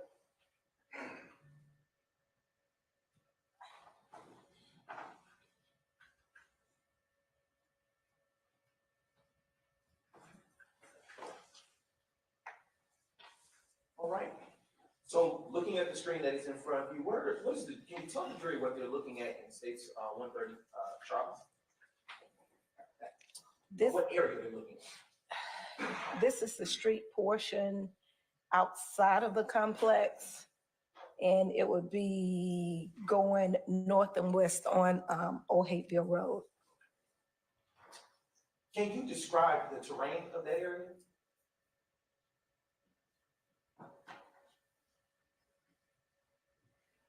To my right, That's a poor question. Are there hills in that area?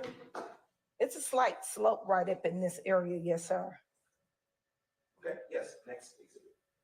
All right, can you tell the jury what we're looking at in states 131, Charlie?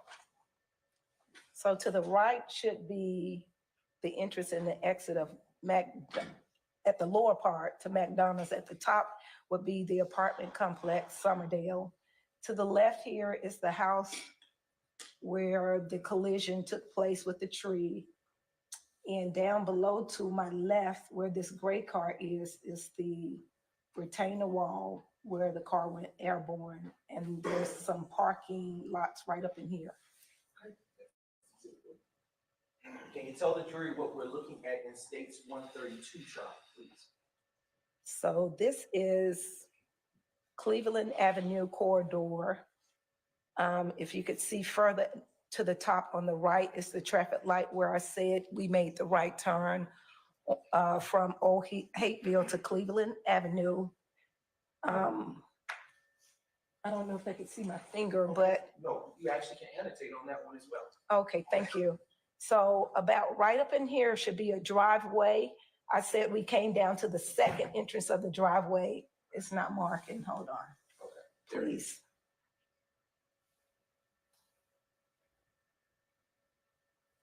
I'm not getting it. Okay, there we are. About right up in here is the first driveway. I said we came down to the second entrance of the driveway right here is where Porter should have pulled in and around. Okay.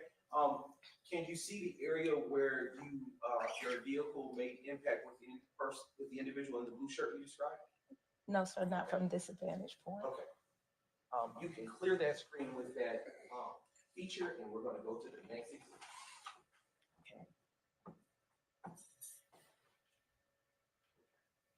All right. Can you please tell the jury what we're looking at here? Okay, this is still Cleveland Avenue. Let's see. Right here is going to be your laundromat and the entrance and exit, because there was a one-way in, one-way out driveway. Down here's the driveway I spoke about earlier that we went into. Okay. And is where you make the initial marking by the sedan that is near the laundry, the initial marking up to your top right? Yes. Is that around or about the area where the reddish car made impact with the laundry? It was further back, but it's about in the area. Okay. Next slide. Next slide. And if you would click, yes, ma'am. Thank you. And can you please tell the jury what we are looking at in states 134, Charlie? So this is Old Hateville Road, north and southbound. 1 second, please. Right here is the Summerdale Apartments. Here is the entrance and exit for McDonough. And this is the retainer wall and the parking spaces that I spoke about where the cars were lined up and parked. Yes.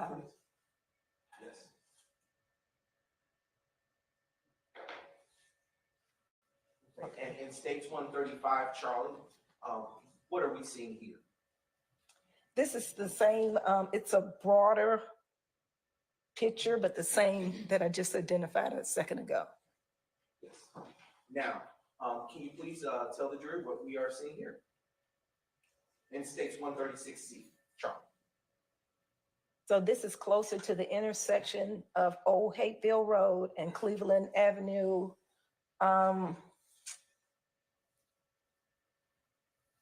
Right here again is the entrance and exit of the laundromat. And further down over here would be the parking lot, the little mini mall that I spoke about earlier. Can you see any other businesses in this exhibit of states 136, Charlie? Yes, sir, I can. What businesses do you see? The McDonald's that I mentioned in my earlier testimony, and then the BP on the right-hand side, which is across the street from each other. Okay, and is it fair to say that the McDonald's is on the left side across from the BP? Yes, sir, that would be correct. Next exhibit, please. Okay. And Detective Booker-Higgins, can you tell the jury what we are seeing here in States 137, Charlie?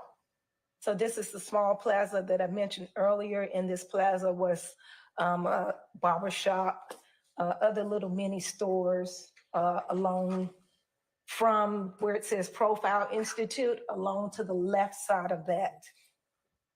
And in this area can you tell the jury whether you see the area where your vehicle impacted the individual, the suspect in the blue shirt that you described? No, sir, not from this vantage point. Can you, with your finger, using the annotation on the screen, show where that would have been? I try to draw an arrow to the left. Okay, so slightly outside of the frame, but within that same plaza, is that fair to say? Yes, sir.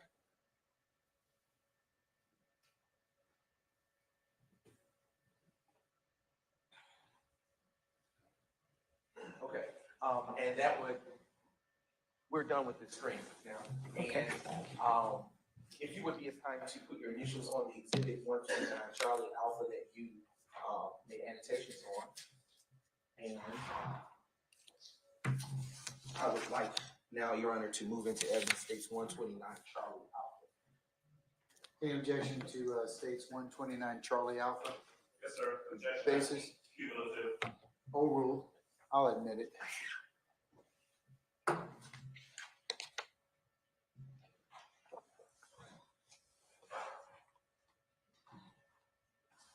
A few more questions, Mrs. Booker-Higgins. Okay.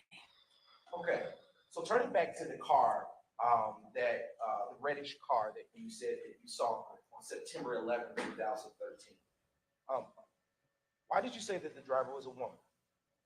Because the person in question had shoulder length hair. Okay. And would you please describe the person that you called the driver? A black female, about my complexion. And now you say that you saw the car go airborne. Is that fair to say? Yes, sir. And when you saw the vehicle go airborne, where were you? We were on Old Hayville Road near the. Do you need the exhibit? That would be fine, sir. Yes, please. Let's.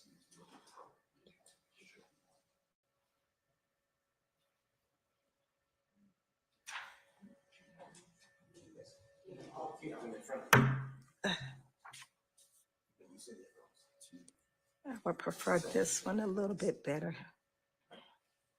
Which one is that? 131C, as in Charlie.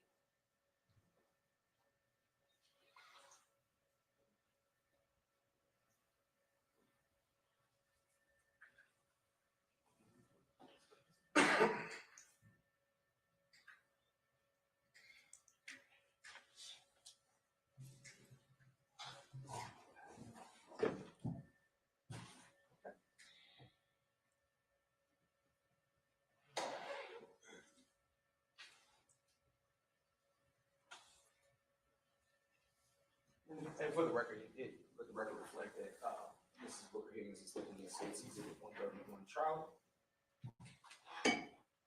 Yes. Okay. Now you may answer if you will, and please pinpoint by way of the annotation where you were about when you saw the vehicle go airborne. About right along in here, a little up further than this bus. Okay. So would that have been directly in front of the home that was ultimately impacted by that same vehicle? Yes, sir. Okay. And about how far from the vehicle the reddish vehicle were you when you saw it go airborne?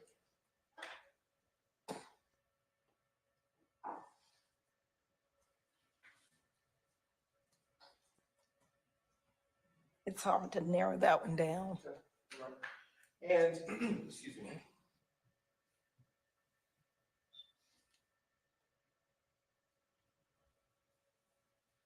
And earlier on testimony, you said you saw some individuals.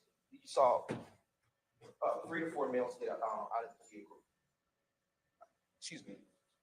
Did you see 3 to 4 males get out of the red car after it went airborne? After it crashed, yes, sir. Yes. Okay. Basis overruled. Okay. Where were you when you saw the individuals exit the vehicle? We were still on Old Hateville Road. As I indicated earlier, there's a slope where you can look over and down to the right. Was your car moving when you saw the 3 or 4 males get out of the vehicle? Absolutely. And your indulgence, right?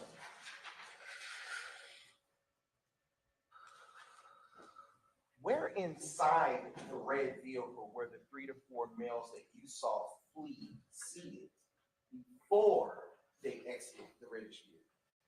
If you remember.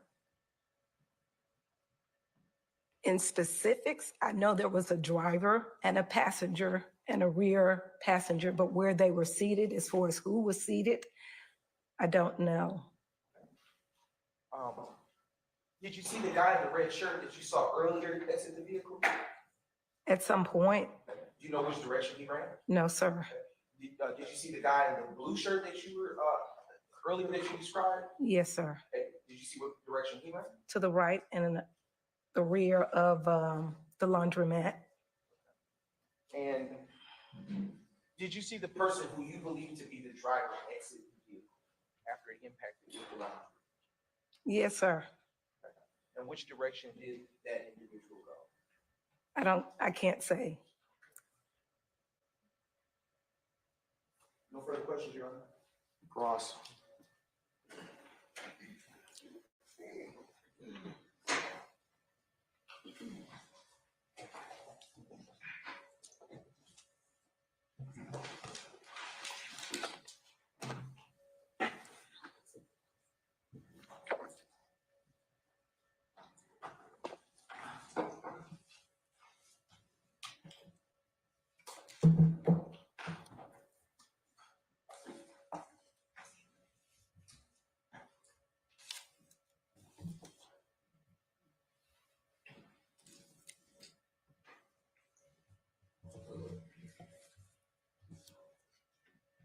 Ms. Booker-Higgins, good afternoon, ma'am.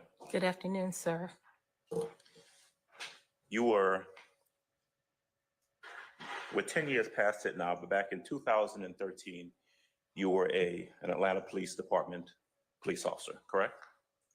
A police investigator. Okay, an investigator. Is Yes, that sir. Same as a detective?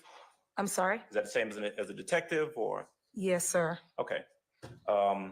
Back in 2013, how long had you been with the Atlanta Police Department? Over 20 years. Okay. I can't put the exact number where you want it. What you would consider yourself to have been a veteran of the Atlanta Police Department by that time, certainly. Yes, sir. Okay. You had been trained as a police officer, as an investigator, and had worked for at least 20 years at that time. Does that sound about right? Yes, sir. Okay. You would agree with me that the objective of any police investigation is to uncover whatever evidence you can. True? True. You would agree with me that as an investigator or police officer, that what you would want to do would be to observe. If you saw a crime in commission, observe as best you can so you can record it or testify about it sometime later. That depends on the extenuating circumstances. Sure. Well, you certainly want to do the best that you can. True? Yes, sir. And in fact, one of the reasons that you write police reports soon in time after the incident occurred is so that you can document the things that you saw, that you did, or that you observed at that time. Is that about right? Yes, sir. Okay. In this case, for example, back in September 11th of 2013, you in fact wrote a police report, did you not? Yes, sir. And this was an incident where there was a lot of investigation that took place. Isn't that true? That's fair to say, yes, sir. In fact, not only was there an investigation surrounding the incident, and when I say the incident, this guy in the red shirt, Walter Murphy, who was shooting in the parking lot, but there was also an investigation in regards to Officer Robertson. I'm going to object on both cases, Your Honor. Ask the answer, and this is testimony by counsel. Asked and I answered mean, by excuse me, this is assuming facts not in evidence and counsel is testifying. I'll sustain this effect on them, but you can rephrase, sir, if you want to explore. Okay. Was there an investigation that took place? Yes, sir. Okay.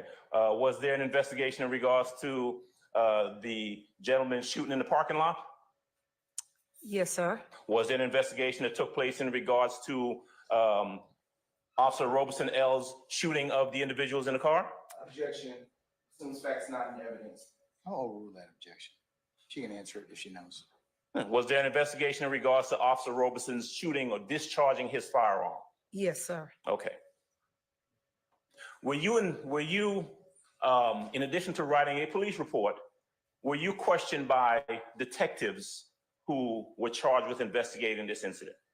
Who was in charge? Yeah, who were Yes. charged with investigating the incident? Yes, sir. You remember a detective Quinn? Quick? Quinn. Oh, Quinn. Yes, sir. Okay.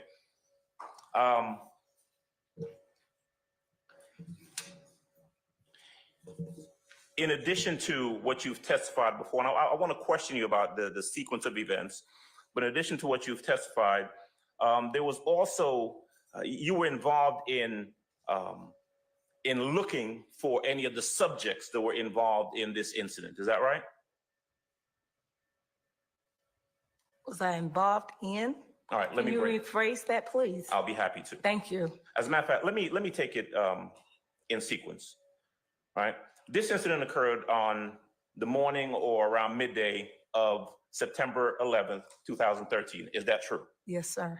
You and investigator or Officer Robeson L and Officer Porter were investigating a separate incident that morning. Is that true?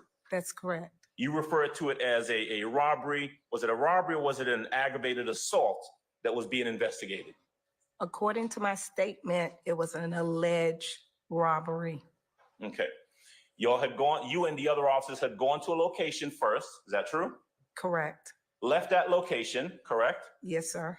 Now, you said that from there you went to Summerdale Apartments, but in fact, you actually went back to the station first before you went to Summerdale. Isn't that true? No, sir. No, Not you that I don't remember it like recall. that? No, sir. Okay.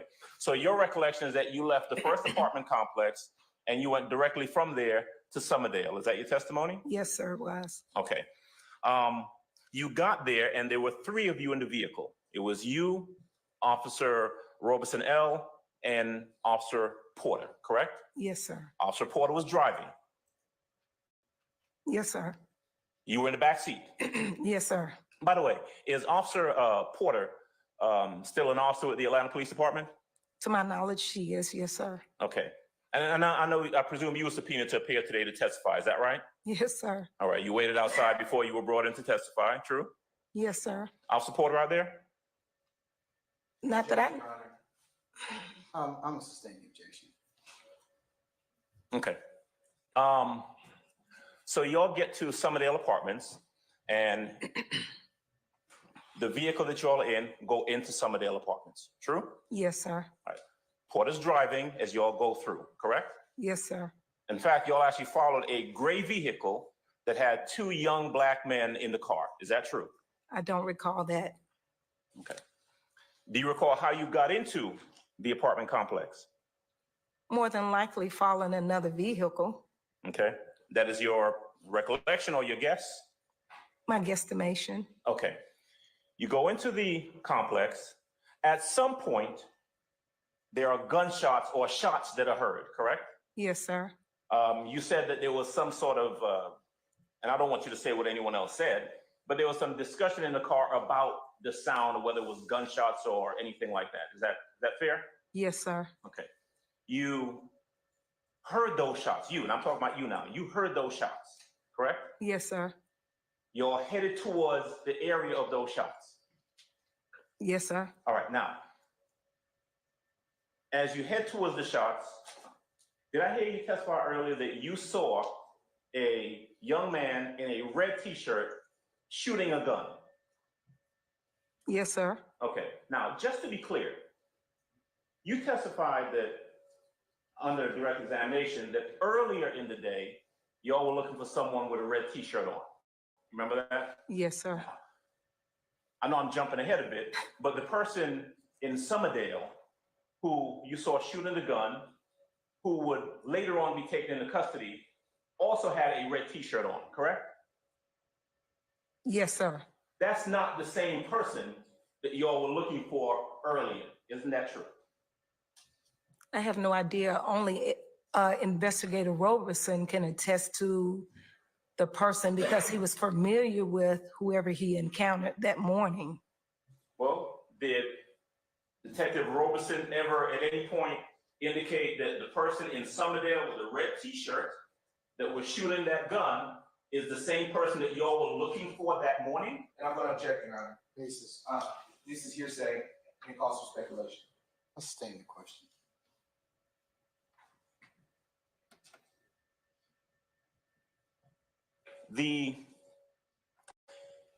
You see a person in a red shirt shooting a gun, right?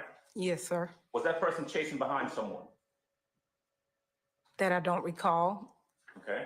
The only thing that you saw was someone running and shooting. Is that the way you put it? Yes, sir. All right. You were inside the car when you saw that? Correct. Yes, sir. Officer Roberson L. was inside the car when you saw that?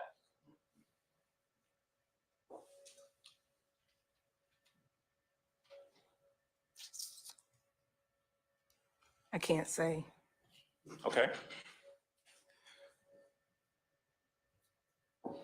Do you remember writing in a police report about what you observed on that day and the sequence in which you saw it? I recall making a statement. I don't recall writing a police report. Okay. Is it true that at the point that Officer Roberson gets out of the police car, the Taurus that y'all are driving, that the person shooting the gun had already gotten into the red vehicle that you saw? Is it possible? Is that what you Is asked? that what happened? No, sir. No? No. Tell me the sequence in which it happened. When did the person that you saw shooting the gun get into that red car? He was shooting the gun, and at some point, as I mentioned in my statement, I lost sight of him, and L indicated that he had dipped in the back car, in the back seat. Okay. And when L indicated that the person had dipped in the car in the back seat, L was still in your vehicle, wasn't he? Yes, sir. All right. So again, by the time the person shooting the gun got into the red car, L was still in y'all's vehicle, true? Yes, sir. Okay. So by the time Officer Roberson L actually gets out of y'all's vehicle to either confront or address this person who you had seen shooting, that person's already in the red car, right? Yes, sir. Right. That person's not running and then turning around and running back towards Officer Roberson L because he's already in the car, right? Yes, sir. Now, there's no doubt, you don't have any doubt in your mind that you have this one person, and you only saw one person in red, shooting this gun, right? Yes, sir. Right. You're not able to tell us where in the car he got into, right? Correct. All right. But you know he got in the car. Yes, sir. All right. You know that there were other people in the car. Excuse me. Yes, sir. And you saw what you identified and what you testified to and what you gave a statement about as a female driver of the vehicle, correct? Correct. I think the words you said earlier were that shoulder length hair and bouncy hair, something like that, right? Yes, sir. The person had a ponytail, didn't they? Objection. Mischaracterization of the testimony. It's a question, Justice. I will rule the objection. Person had a ponytail, didn't they? I can't concur that. Okay. Do you remember? I remember shoulder length hair. Okay. All right. Do you remember whether the person that you saw, the female driver, person that you identified as a female driver, had blonde hair? That I don't recall. Okay. Do you remember whether or not the person that you saw, that you identified as a female driver, was a heavy-chested woman? Don't recall that. Okay. You don't deny it, you just don't recall, true? Assumes facts not in evidence. I sustain the objection. So I have her on cross-examination. It's a question. I'm able to. That is still an improper question, Mr. Adams. Move along, please. Still assumes facts, not evidence.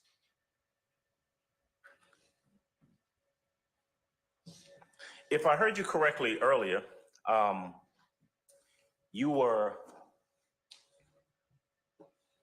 by the time Officer Robeson L. gets out of the vehicle, that vehicle starts to move forward. Is that right? Yes, sir. Okay. That vehicle ultimately ends up coming towards the vehicle that's being driven by Officer Porter, correct? Correct. And if I heard you correctly, Officer Porter tried to cut off the vehicle, right? Correct. Meaning that Officer Porter drove the vehicle, the police vehicle, in front of the red vehicle that was coming outwards. Is that right? Yes, sir. That vehicle didn't stop. It in fact struck the police vehicle on the driver's side front bumper or fender. Yes, sir. Okay. And continued out towards the gate. Yes, sir. Now, before that vehicle struck the police vehicle, do you remember Officer Robeson L. firing his gun at that vehicle? I heard shots being fired, but I couldn't advise who was making those shots at the time. Okay. After the vehicle struck the police car and drove towards the entrance, did you hear or did you see Officer Robeson shoot any shots towards the back of the car? No, sir, I did not. Did you hear additional shots? I said that I heard shots, but I didn't know who was making those shots. Yes, sir. Right. I guess what I'm asking is, were there a sequence of shots before the car was hit and then after the car was hit? That I can't confirm. Okay. You don't recall, or you just? No, sir, I don't recall. Okay. All right. I mean, there's no doubt though that that vehicle appeared to be trying to get out of there, right? Which vehicle are we speaking The of? red vehicle, the one that slammed into y'all's car and was kind of throwing you about like a rag doll in the vehicle. Yes, sir. Okay.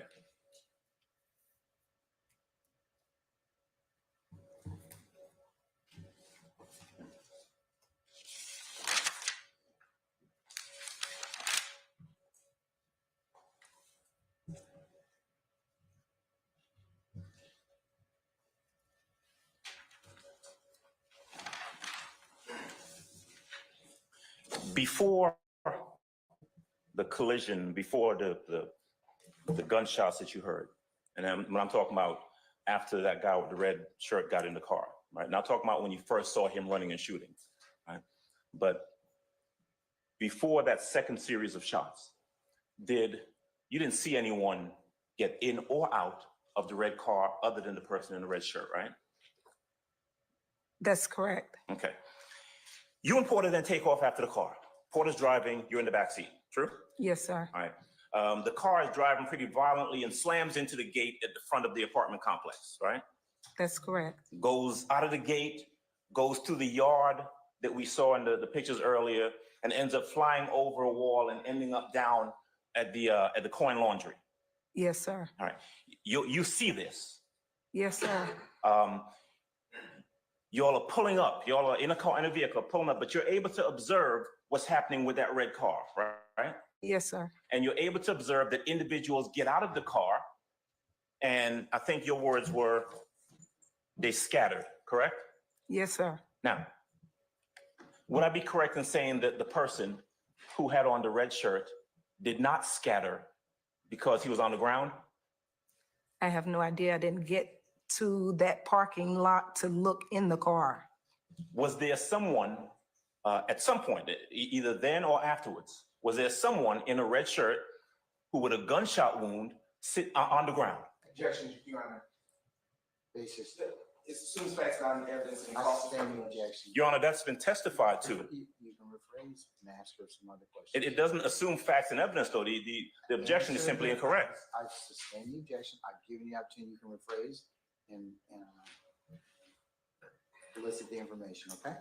Yes, Your Honor. At any point, did you see the person in the red shirt that you seen earlier with a gunshot wound? No, sir. Okay. Was there anyone with a gunshot wound with a red shirt on, laying on the ground? Not that I witnessed. Did you see anyone else with a gunshot wound? Your Honor, that's an answer and it calls for speculation. I'll overrule the objection. She can answer it. Other than, you say you didn't see a red, I'm not talking about a red shirt now. Come back to that. But did you see anybody else who had received a gunshot wound of people in the car? No, I did not. Okay. The person that you identified as running from the car with a blue shirt, did you say that you could tell us where that person came from in the car? No, sir. Okay. What about the person that you identified as the lady? Where did that person come from or go when the car came to rest at the coin laundry? I don't know, sir. You and Officer Porter are in the vehicle, and at some point, I think your words were that the guy in the blue shirt, quote, made contact with y'all's car. Yes, sir. Right. I mean, Officer Porter hit him, right? He was struck by the vehicle. Oh, he was struck. I mean, he had a broken arm, didn't he? I don't know what his injuries were. Okay. After this person in the blue shirt who had been in the car, came out of the car, ran, and was struck by the car driven by Officer Porter, did you have any interaction with that person? Yes, sir. Okay. What interaction did you have with that person? I'm not asking about any conversation, but what interaction did you have with that person? I was able to remove his belt from his pants, the waist of his pants, and use it as a makeshift handcuff in order to detain him until, like I indicated, the cavalry, meaning other units, arrived to assist. Okay. And where did that take place? In the parking lot where we viewed about the barber shop. Mm-hmm. So it would have been on Cleveland Avenue in that plaza. Is that at the same location where the coin laundry is? No, sir. Okay, it's a bit further, right? Yes, sir. Okay. Now, after you detained that person in the blue shirt who came out of the car, right, did you have occasion to go back to where the red vehicle was by the coin laundry? No, sir. Okay. Did you, after detaining that person in the blue shirt who came out of the car, did you have occasion to assist any other officers of the cavalry, as you described, who came to assist? Did you have occasion to assist them with searching or anything like that? No, sir. All right. I presume that you had to get on the radio to advise what was going on, true? Yes, sir. And you were able to talk on the radio as well as hear what was coming over the radio, right? Yes, sir. Okay. Am I correct then that you would have, well, did you give a description of the individuals that were in the car? I don't recall. Okay. But it's possible. All right. It's possible that you could have given a description? It's possible. All right. Did you assist in trying to locate any video from either the coin laundromat or any of the other business establishments in that little mall area? No, sir. Okay. Did you discuss with any of the other officers or any investigators who showed up the presence or non-presence of video at the coin laundromat? No, sir.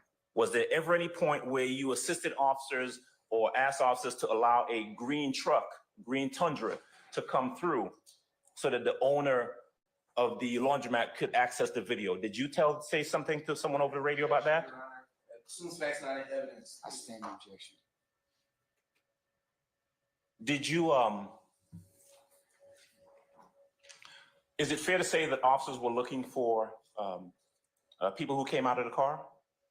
Yes, sir. Okay. Are you aware of whether or not they were looking for a woman with a blonde lace front who came out of the car? Do you know whether or not that was discussed? Not that I recall. Okay. Did you have any discussion with Officer Porter? All right. I'm not asking to say what she said, but did you have any discussion with her about what she saw during the incident? objection, Your Honor. Basis. It's improper and cause for speculation. Can I ask how the question is improper, Your Honor? Just to say that objection is improper does Well, not. it elicits hearsay, so I'll sustain that. I've asked the witness just specifically not to say what the officer said. You can direct her to that, that's fine.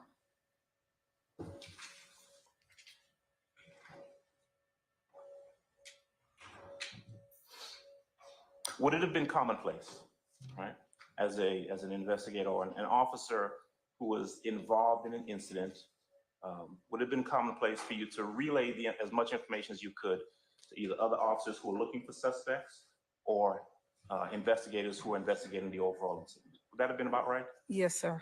Would it have been normal for you to do that? Not necessarily. Whoever had the valuable information would. Right. Well, you were involved in the incident, right? Yes, sir. Officer Porter was involved in the incident, right? Yes, sir. Officer Robertson L. was involved in the incident, right? Yes, sir. It would have been commonplace, it would have been normal, it would have been expected for the three of you to discuss with either investigators or other officers looking for suspects what you all saw. Basis. This is one, again, the same objection we had prior, Your Honor. It's hearsay, it calls for speculation. I sustain the objection. Without saying what anyone, and I'm not asking you what anyone said. What I've asked you is whether it is normal for a police officer or police officers involved in an incident to relay their information about that incident to investigating officers. Is that normal and commonplace? Yes, sir. Because tell me, I mean, if you have other officers who are looking for suspects, those officers can't look for suspects unless they have a description, right? Correct. And if officers arrive on the scene and they're looking for suspects, they would want to get that information from the individuals who observed the incident, right? Yes. Objection and speculation again, right? She's a police officer. I'm gonna overrule the objection. And in this case, you had an observation because you saw the people involved in the incident, right? Objection vague. I'll sustain this to that. You more afraid, Mr. Adams. Yes, sir. Yes, sir, I will. Do you, the person that you, the blue shirt guy, right? Actually, let me back up. So in the car, we know there's someone with a blue shirt, right? I didn't know that before. Well, you saw someone with a blue shirt come out of the car, right? Correct. Okay, so in the car, we know there's someone with a blue shirt, right? Okay. We know there's someone with a red shirt, right? Yes, sir. The lady, right, who was driving the car, what color was she wearing? I don't recall. Okay. You said that you saw either 3 or 4 individuals in the car? Yes, sir. Okay. And you testified earlier, you said when the vehicle came to rest by the laundromat, you saw 3 to 4, you said 3 to 4 black males scattered. Is that what you said? Yes, sir. Okay.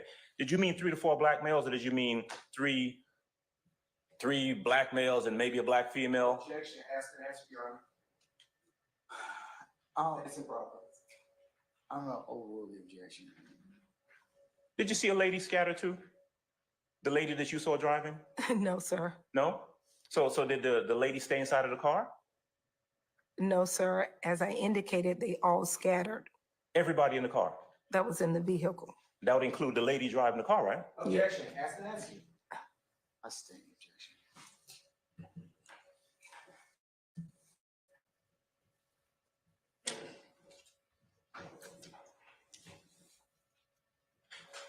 Do you know, if you do you know whether or not anyone, in fact, retrieved video from the laundromat? I have no knowledge of that. But what you do know is that the car came to rest right there in front of the coin laundromat, right? No, sir. It was towards the rear. To the rear? Is Yes, that sir. what we're looking at where the car is sitting? That's the rear of the laundromat? Yes, sir. Okay. Do you know if anyone obtained video from back there? I have no knowledge of it.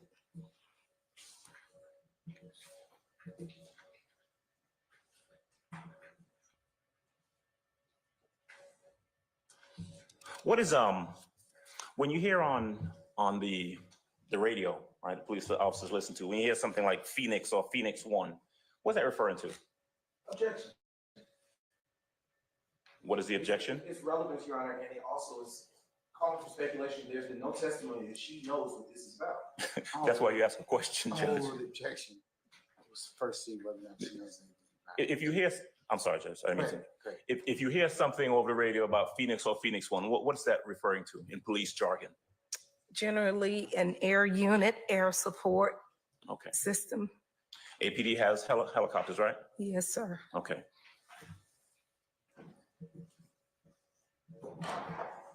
Are you aware of whether or not air unit or air support or Phoenix was called out on this day?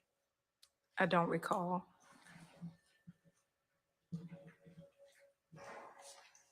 Air units in police investigations, air units or helicopters and so forth generally would be called out to assist in either searching or identifying people who are, if you're looking for someone or something on the ground, right? Yes, sir. Because you have a better vantage point if you're up top, right? Correct. You can see where someone may have run or not run, or where someone may be located. True? Yes, sir. Okay.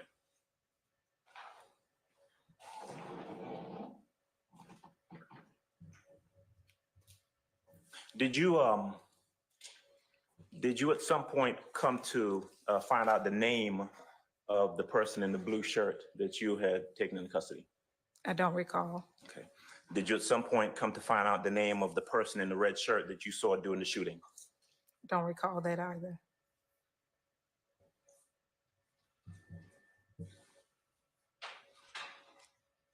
So after you, after the person in the blue shirt you use the belt to secure them, what do you do after that? We waited until support came, help came. Okay. And then after that, eventually the command staff showed up, which was like a vehicle that could be described as a Winnebago, and we were ushered into that Okay. Winnebago. Who was we? I was, and I want to say someone was getting medical assistance, and I don't recall who that was. Okay. Okay, were the person getting medical assistance in the same Winnebago type vehicle as yourself? Just standing by. Okay. I'm sorry. Standing by, yes. Okay. Who else was ushered into that Winnebago? I don't recall who the other individuals might have been, or if there weren't anymore. Okay.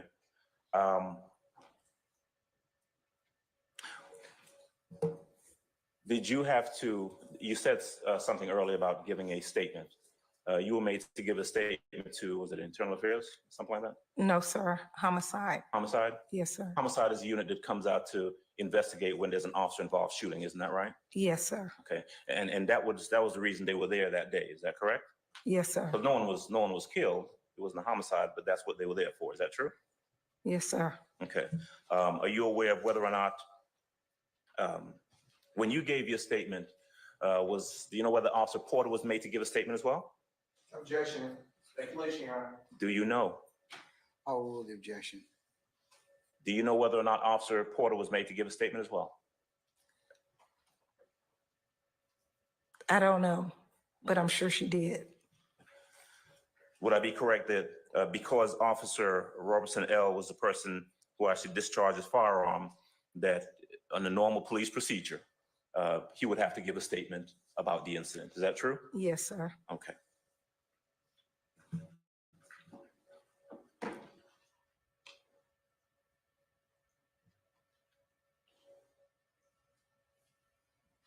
Was there ever any point where you were asked to compare any statement that you had given to statements given by anybody else, specifically Officer Porter or Robertson L? No, sir.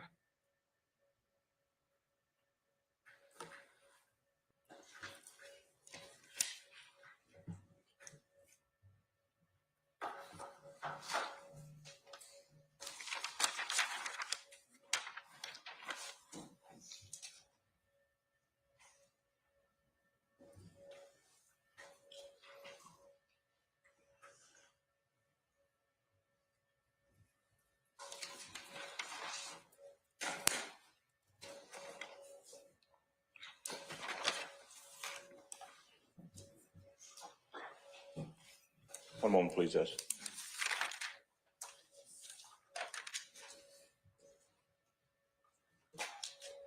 Were you ever, at any time after, actually, strike that, let me back up a little bit. Is that kind of sum and substance of your involvement in this case? Everything that you testified to thus far? Can you please repeat that? Is that about the sum and substance of your involvement in this case? Yes, sir. In other words, you weren't tasked with investigating anything after, from the time that you got the guy in the blue shirt who came out of the car, and waited for other police officers to respond. That was pretty much it for you. Yes, yes, sir. How about testifying? Were you ever called to testify in any proceedings after that day in regards to that case? No, sir.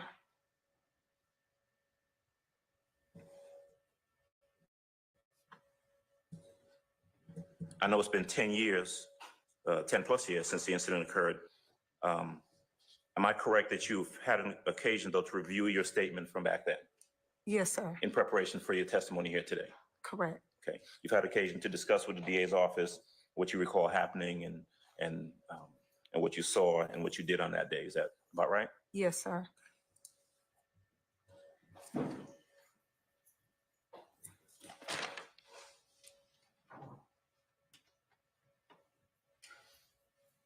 When did you leave APD? The first time I left was in 2017, and I left again in 2021. All right, one moment, please. All right.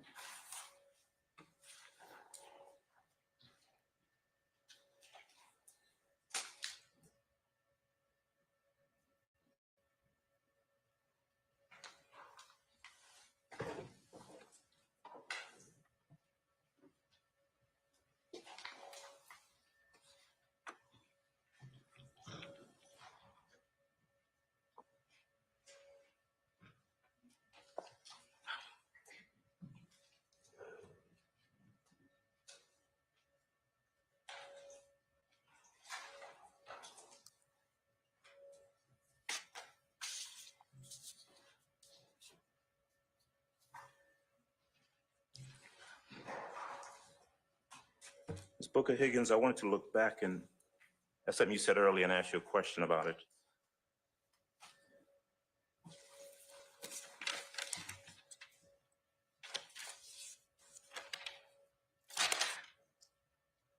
Okay, here we go. Blue shirt guy in a blue shirt. Saw come out of the car. I think I heard you say that you saw that person get out of the car and he jumped the fence. Is that what you said? There's a fence there in the back. Okay. You did not see two people in white T-shirts jumping the fence in tandem with the guy in the blue shirt, did you? That I don't recall. Is it fair to say that the only person that you can testify that you saw get out of that car and jump a fence was the person in the blue shirt? Correct. All right. That's all I have. Thank you. Thank you. Cross, any additional cross? All right, redirect. Yes, Your Honor. And just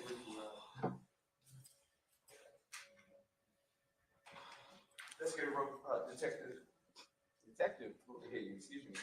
You were asked on cross about whether you and investigator Robinson L. were in the car at the same time the male in the red shirt was shooting. Do you remember whether you said that in your statement?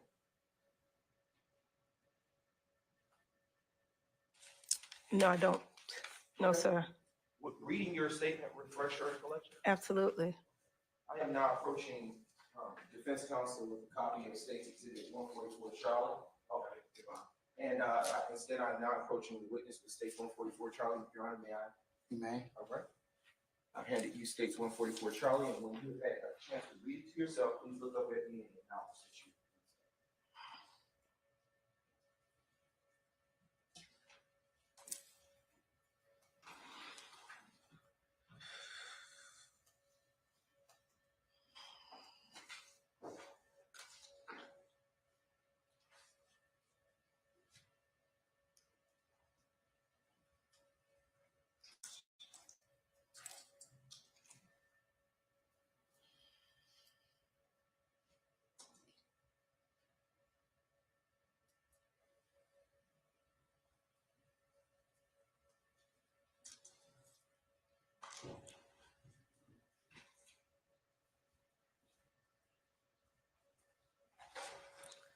Yes, sir.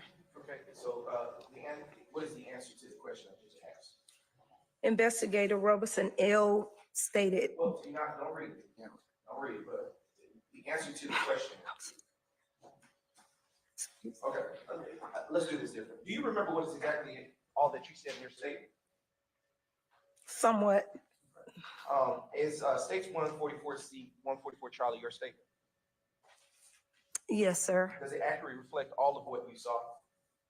Yes, sir. Was it written on September 11, 2013, close in time to you witnessing the event? Yes, sir. Please read it entirely to yourself. And if you need, but no. Once you're finished reading it, just look up the council and let them know you're done, okay? Yes, I sir. take as much time as you need, madam. Thank you, sir.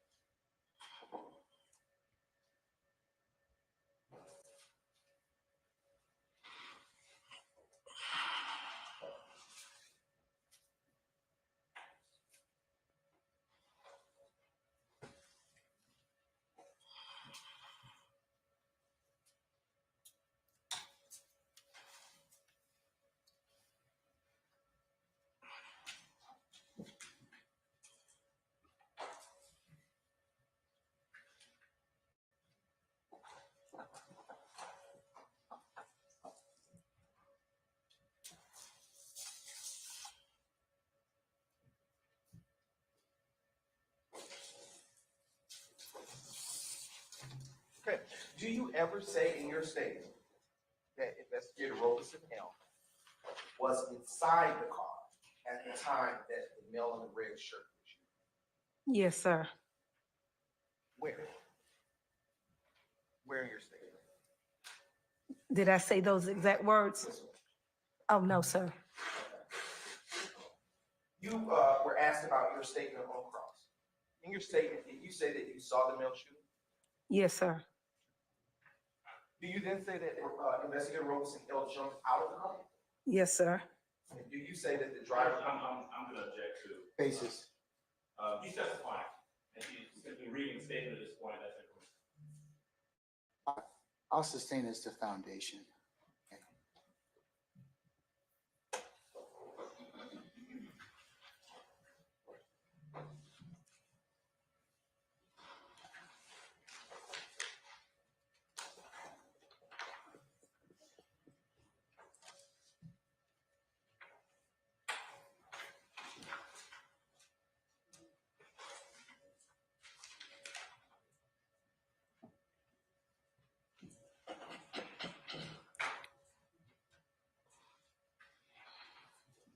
Detective Booker-Higgins, do you remember everything in your statement? Every single thing? No, sir, I do not. Is that statement an accurate reflection of the events that you recorded on September 11, 2013? Yes, sir. Your Honor, at this time, the state tenders exhibit 144 Charlie as a password recorded resolution. Any objection? Yes, it's lack of foundation. That's one person has no recollection of the event. I got that. Okay, so what's your objection? Lack of foundation. I sustain the objection. Can you approach, please?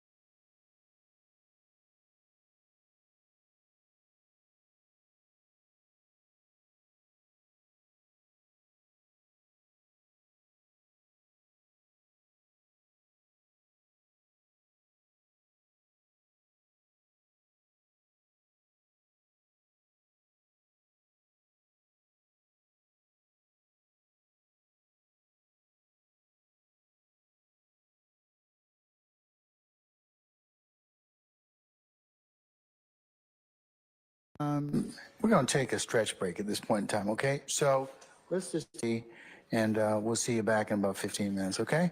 All right, all rise.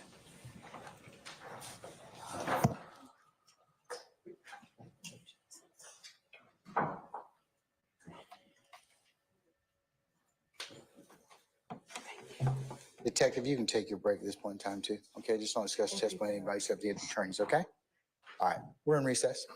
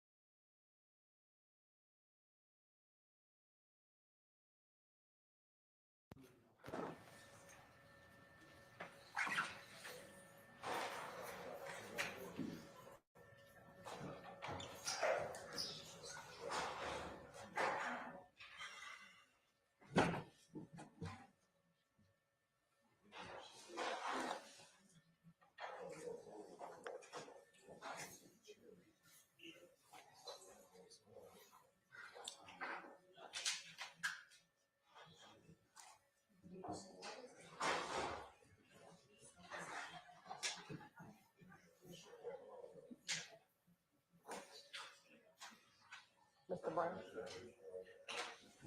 All right, Sergeant Ingram, is everybody back, sir? Yes, sir, everybody's back. Okay, All jurors are present. all jurors are present. All right, good. Your Honor. Why are you standing up?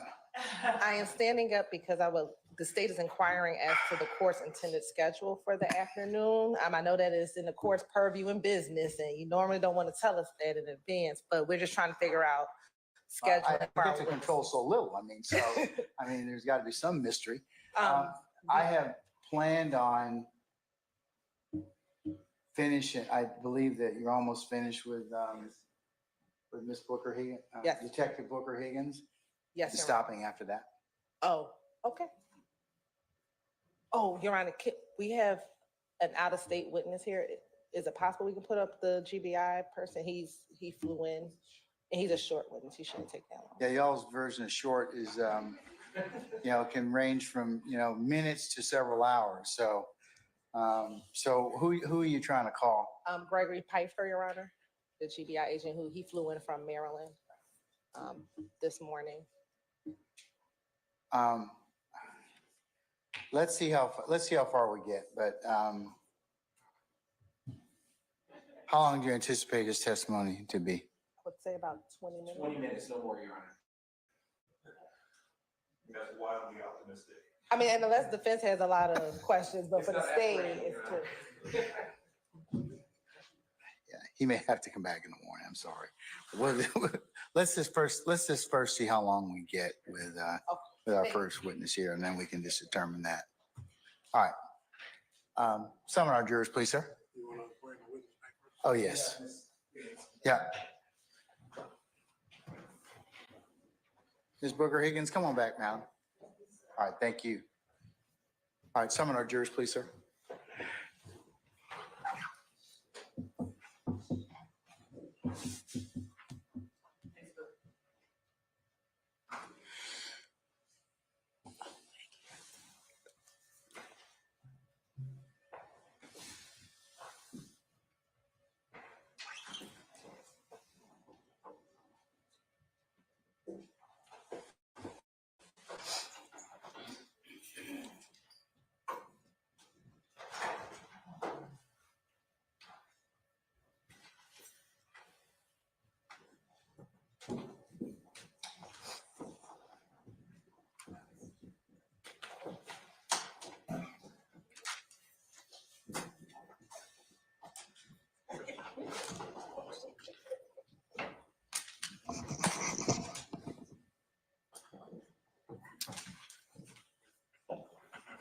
All right, ladies and gentlemen, please be seated.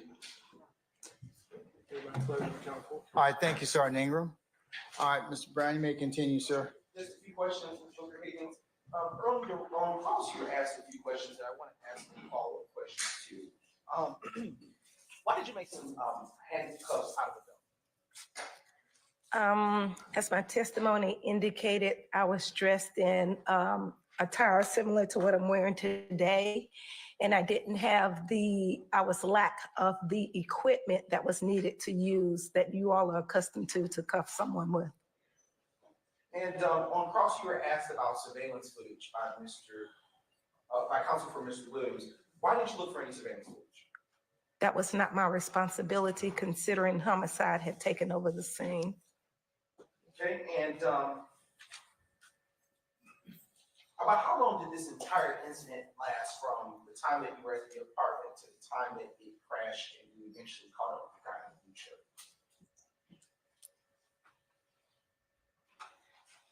shirt? Swiftly, 3 minutes, 2 minutes, I don't know. And is it fair to say that it was a fast-moving situation? Absolutely. And do you know for a fact in that fast-moving situation that it was a female in the car?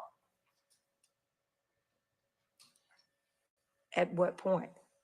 The entire situation, do you know for a fact that you see here today? I assumed that there was a female in the car. No further question. Any recross, sir?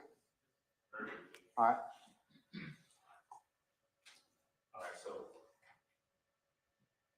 assume there was a female in the car because you saw a female in the car, right? Objection. I sustain the objection. Why don't you rephrase? All right. Okay. Did you see a female in the car? In my opinion, initially, yes. All right. It was not your responsibility for look surveillance because you weren't the person investigating the incident, right? Correct. Okay. That would have been the duty of whoever was assigned to the case as an investigator, detective, otherwise, right? Yes, sir. Okay. And you were asked a little while ago to go back to this point of time frame, Officer Robeson L. Regardless of how you phrased it in your report, bottom line is the person in a red shirt shooting a gun got in the car before Robeson L got out of the police car. True? Objection, ask the answer. I'll overrule the objection. Go ahead and Isn't that answer. true? No, sir. No? Tell us sequence how it happened. Didn't you say that earlier? I mentioned earlier that Robeson L advised that the person in the red shirt dipped or jumped into the back seat of the vehicle. Yes. So he was in the vehicle. Right. The person in the red, when Officer Robeson said that, Officer Robeson L was in your vehicle, right? Yes, sir. Right. So when he says the guy dipped into the vehicle, he was talking about the guy in the red shirt, right? Correct. Talking about the guy in the red shirt dipping into the vehicle, right? Yes, sir. All right. So the guy in the red shirt dips into the red vehicle, and it's after that that Officer Robeson L gets out of your car. True? Yes, sir. All right. There we go.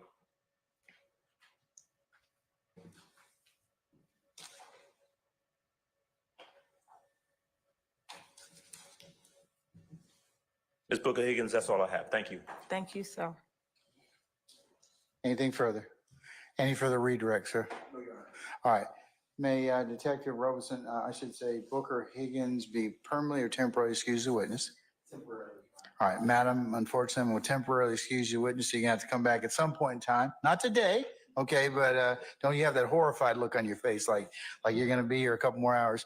No, we're gonna go ahead and release you. Just don't discuss your testimony with anybody except the attorneys in this case, and we'll give you enough of a heads up as to when you need to come back, okay? Thank you, Your All Honor. right, thank you, madam.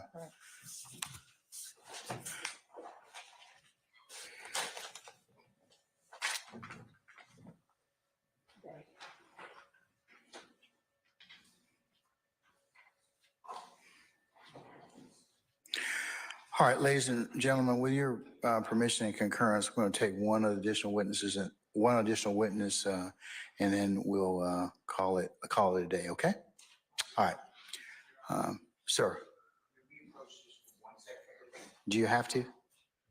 I mean, is it really necessary? Does it relate to this witness? All right.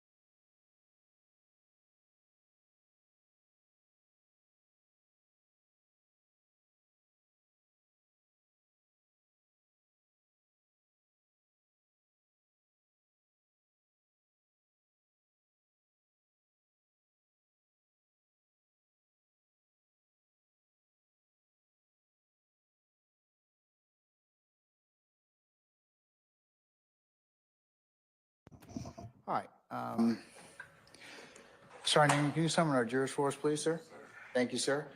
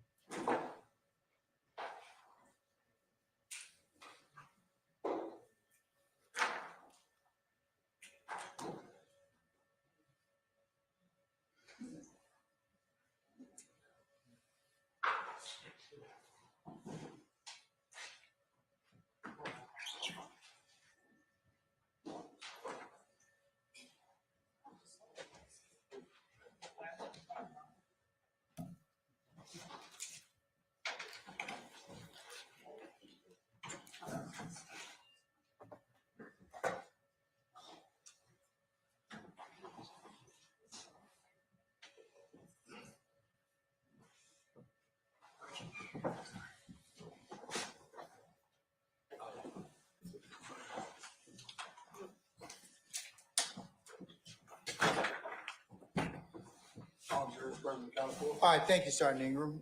Ladies and gentlemen, please be seated. All right, members of the jury, I got news and I got news for you, okay?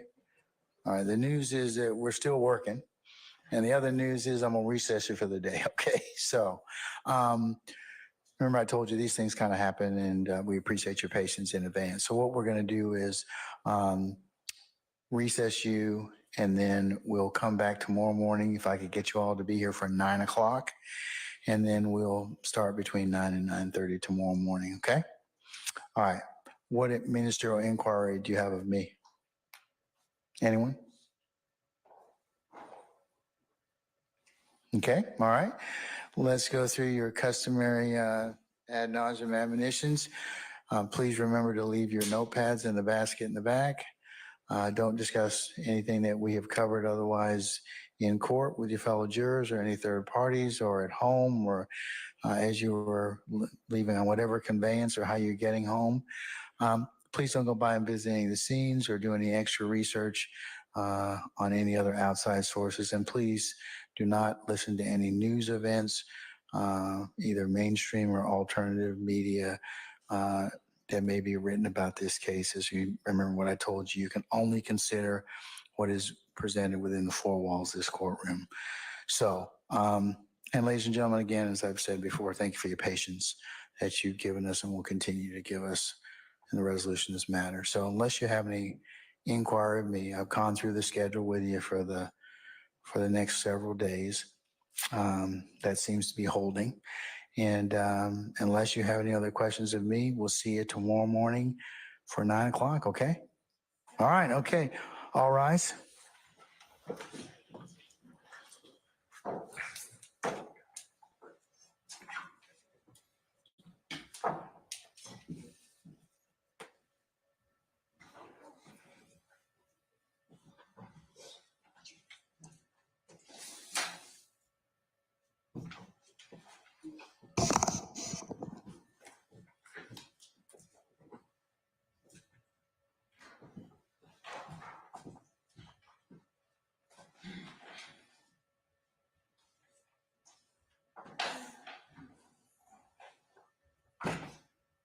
All right, ladies and gentlemen, please be seated. Our jury has left us.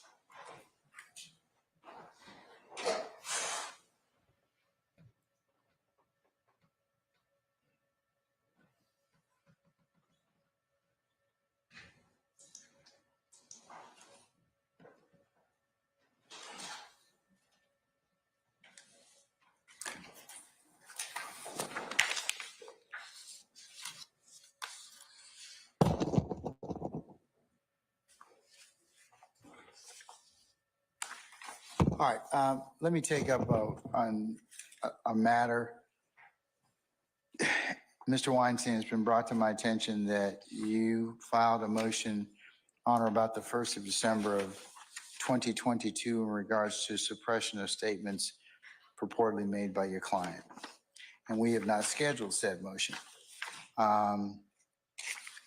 So I need to ask the state, would you be in a position to for us to hold that motion, and I'm thinking about, ladies and gentlemen,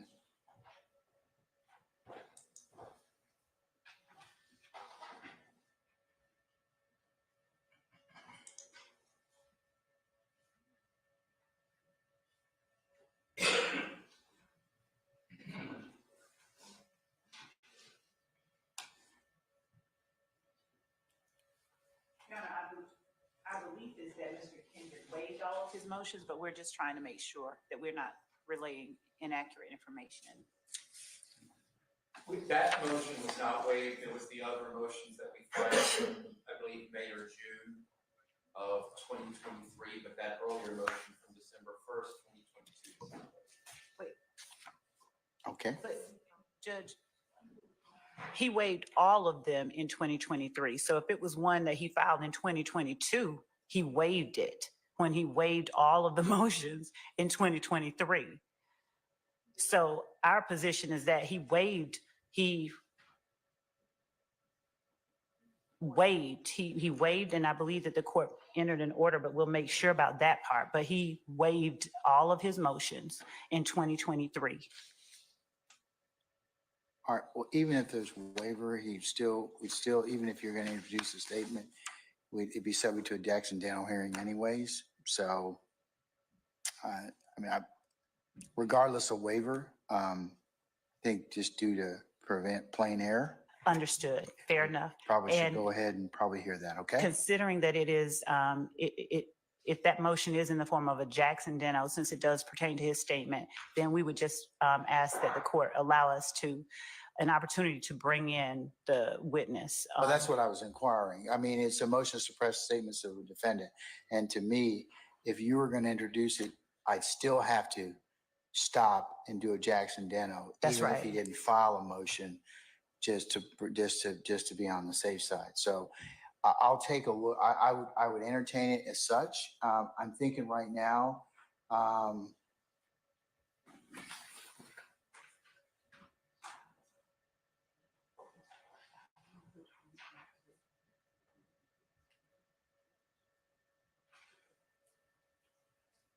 Your Honor, and if we may inquire of the court, because we are not at the moment able to pull up certain databases, we would just need to know which particular statement defendant Kendrick is moving to suppress in that December 2022 motion.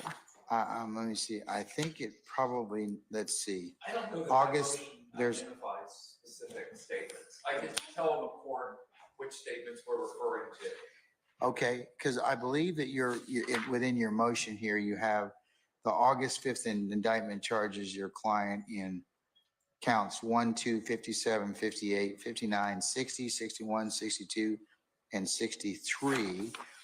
And then you indicate that there are certain oral admissions, written statements, and audio video recordings of made by the defendant on or about at least 6 October 2015 and 12 October 2015 to law enforcement officers or states of the agents of the state while in custody. Are those the ones? Yes, Your Honor, those are the ones. If those are the only two, then at least we can be prepared and whenever the court tells us to All right. schedule our witnesses. Right now, I'm thinking of the morning of March the 13th. So we could probably start at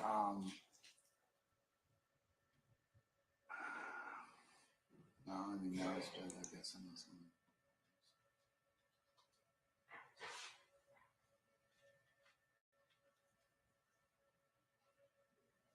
I'd say just aim for the 14th of March at 9:30. March 14th? 14th, that is a Thursday. Okay, thank you, Your Honor. And if there's any issue regarding availability, medical appointments or anything like that, we will let the court know before the end of the week. All right.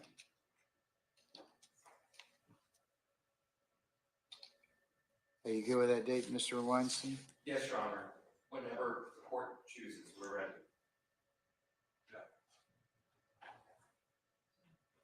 All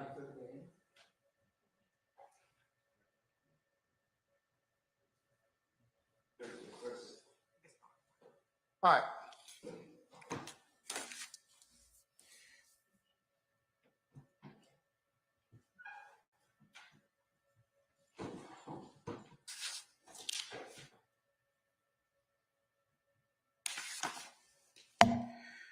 Okay, any other ministerial inquiry with me? Not from the state judge. Thank you. All right, so tomorrow morning,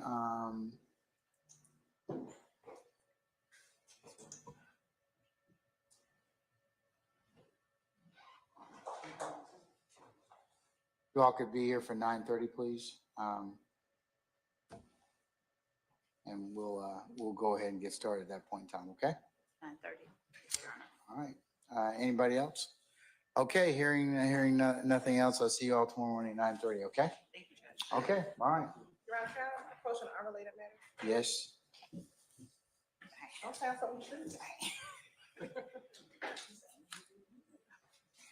Y'all could turn in your devices, please.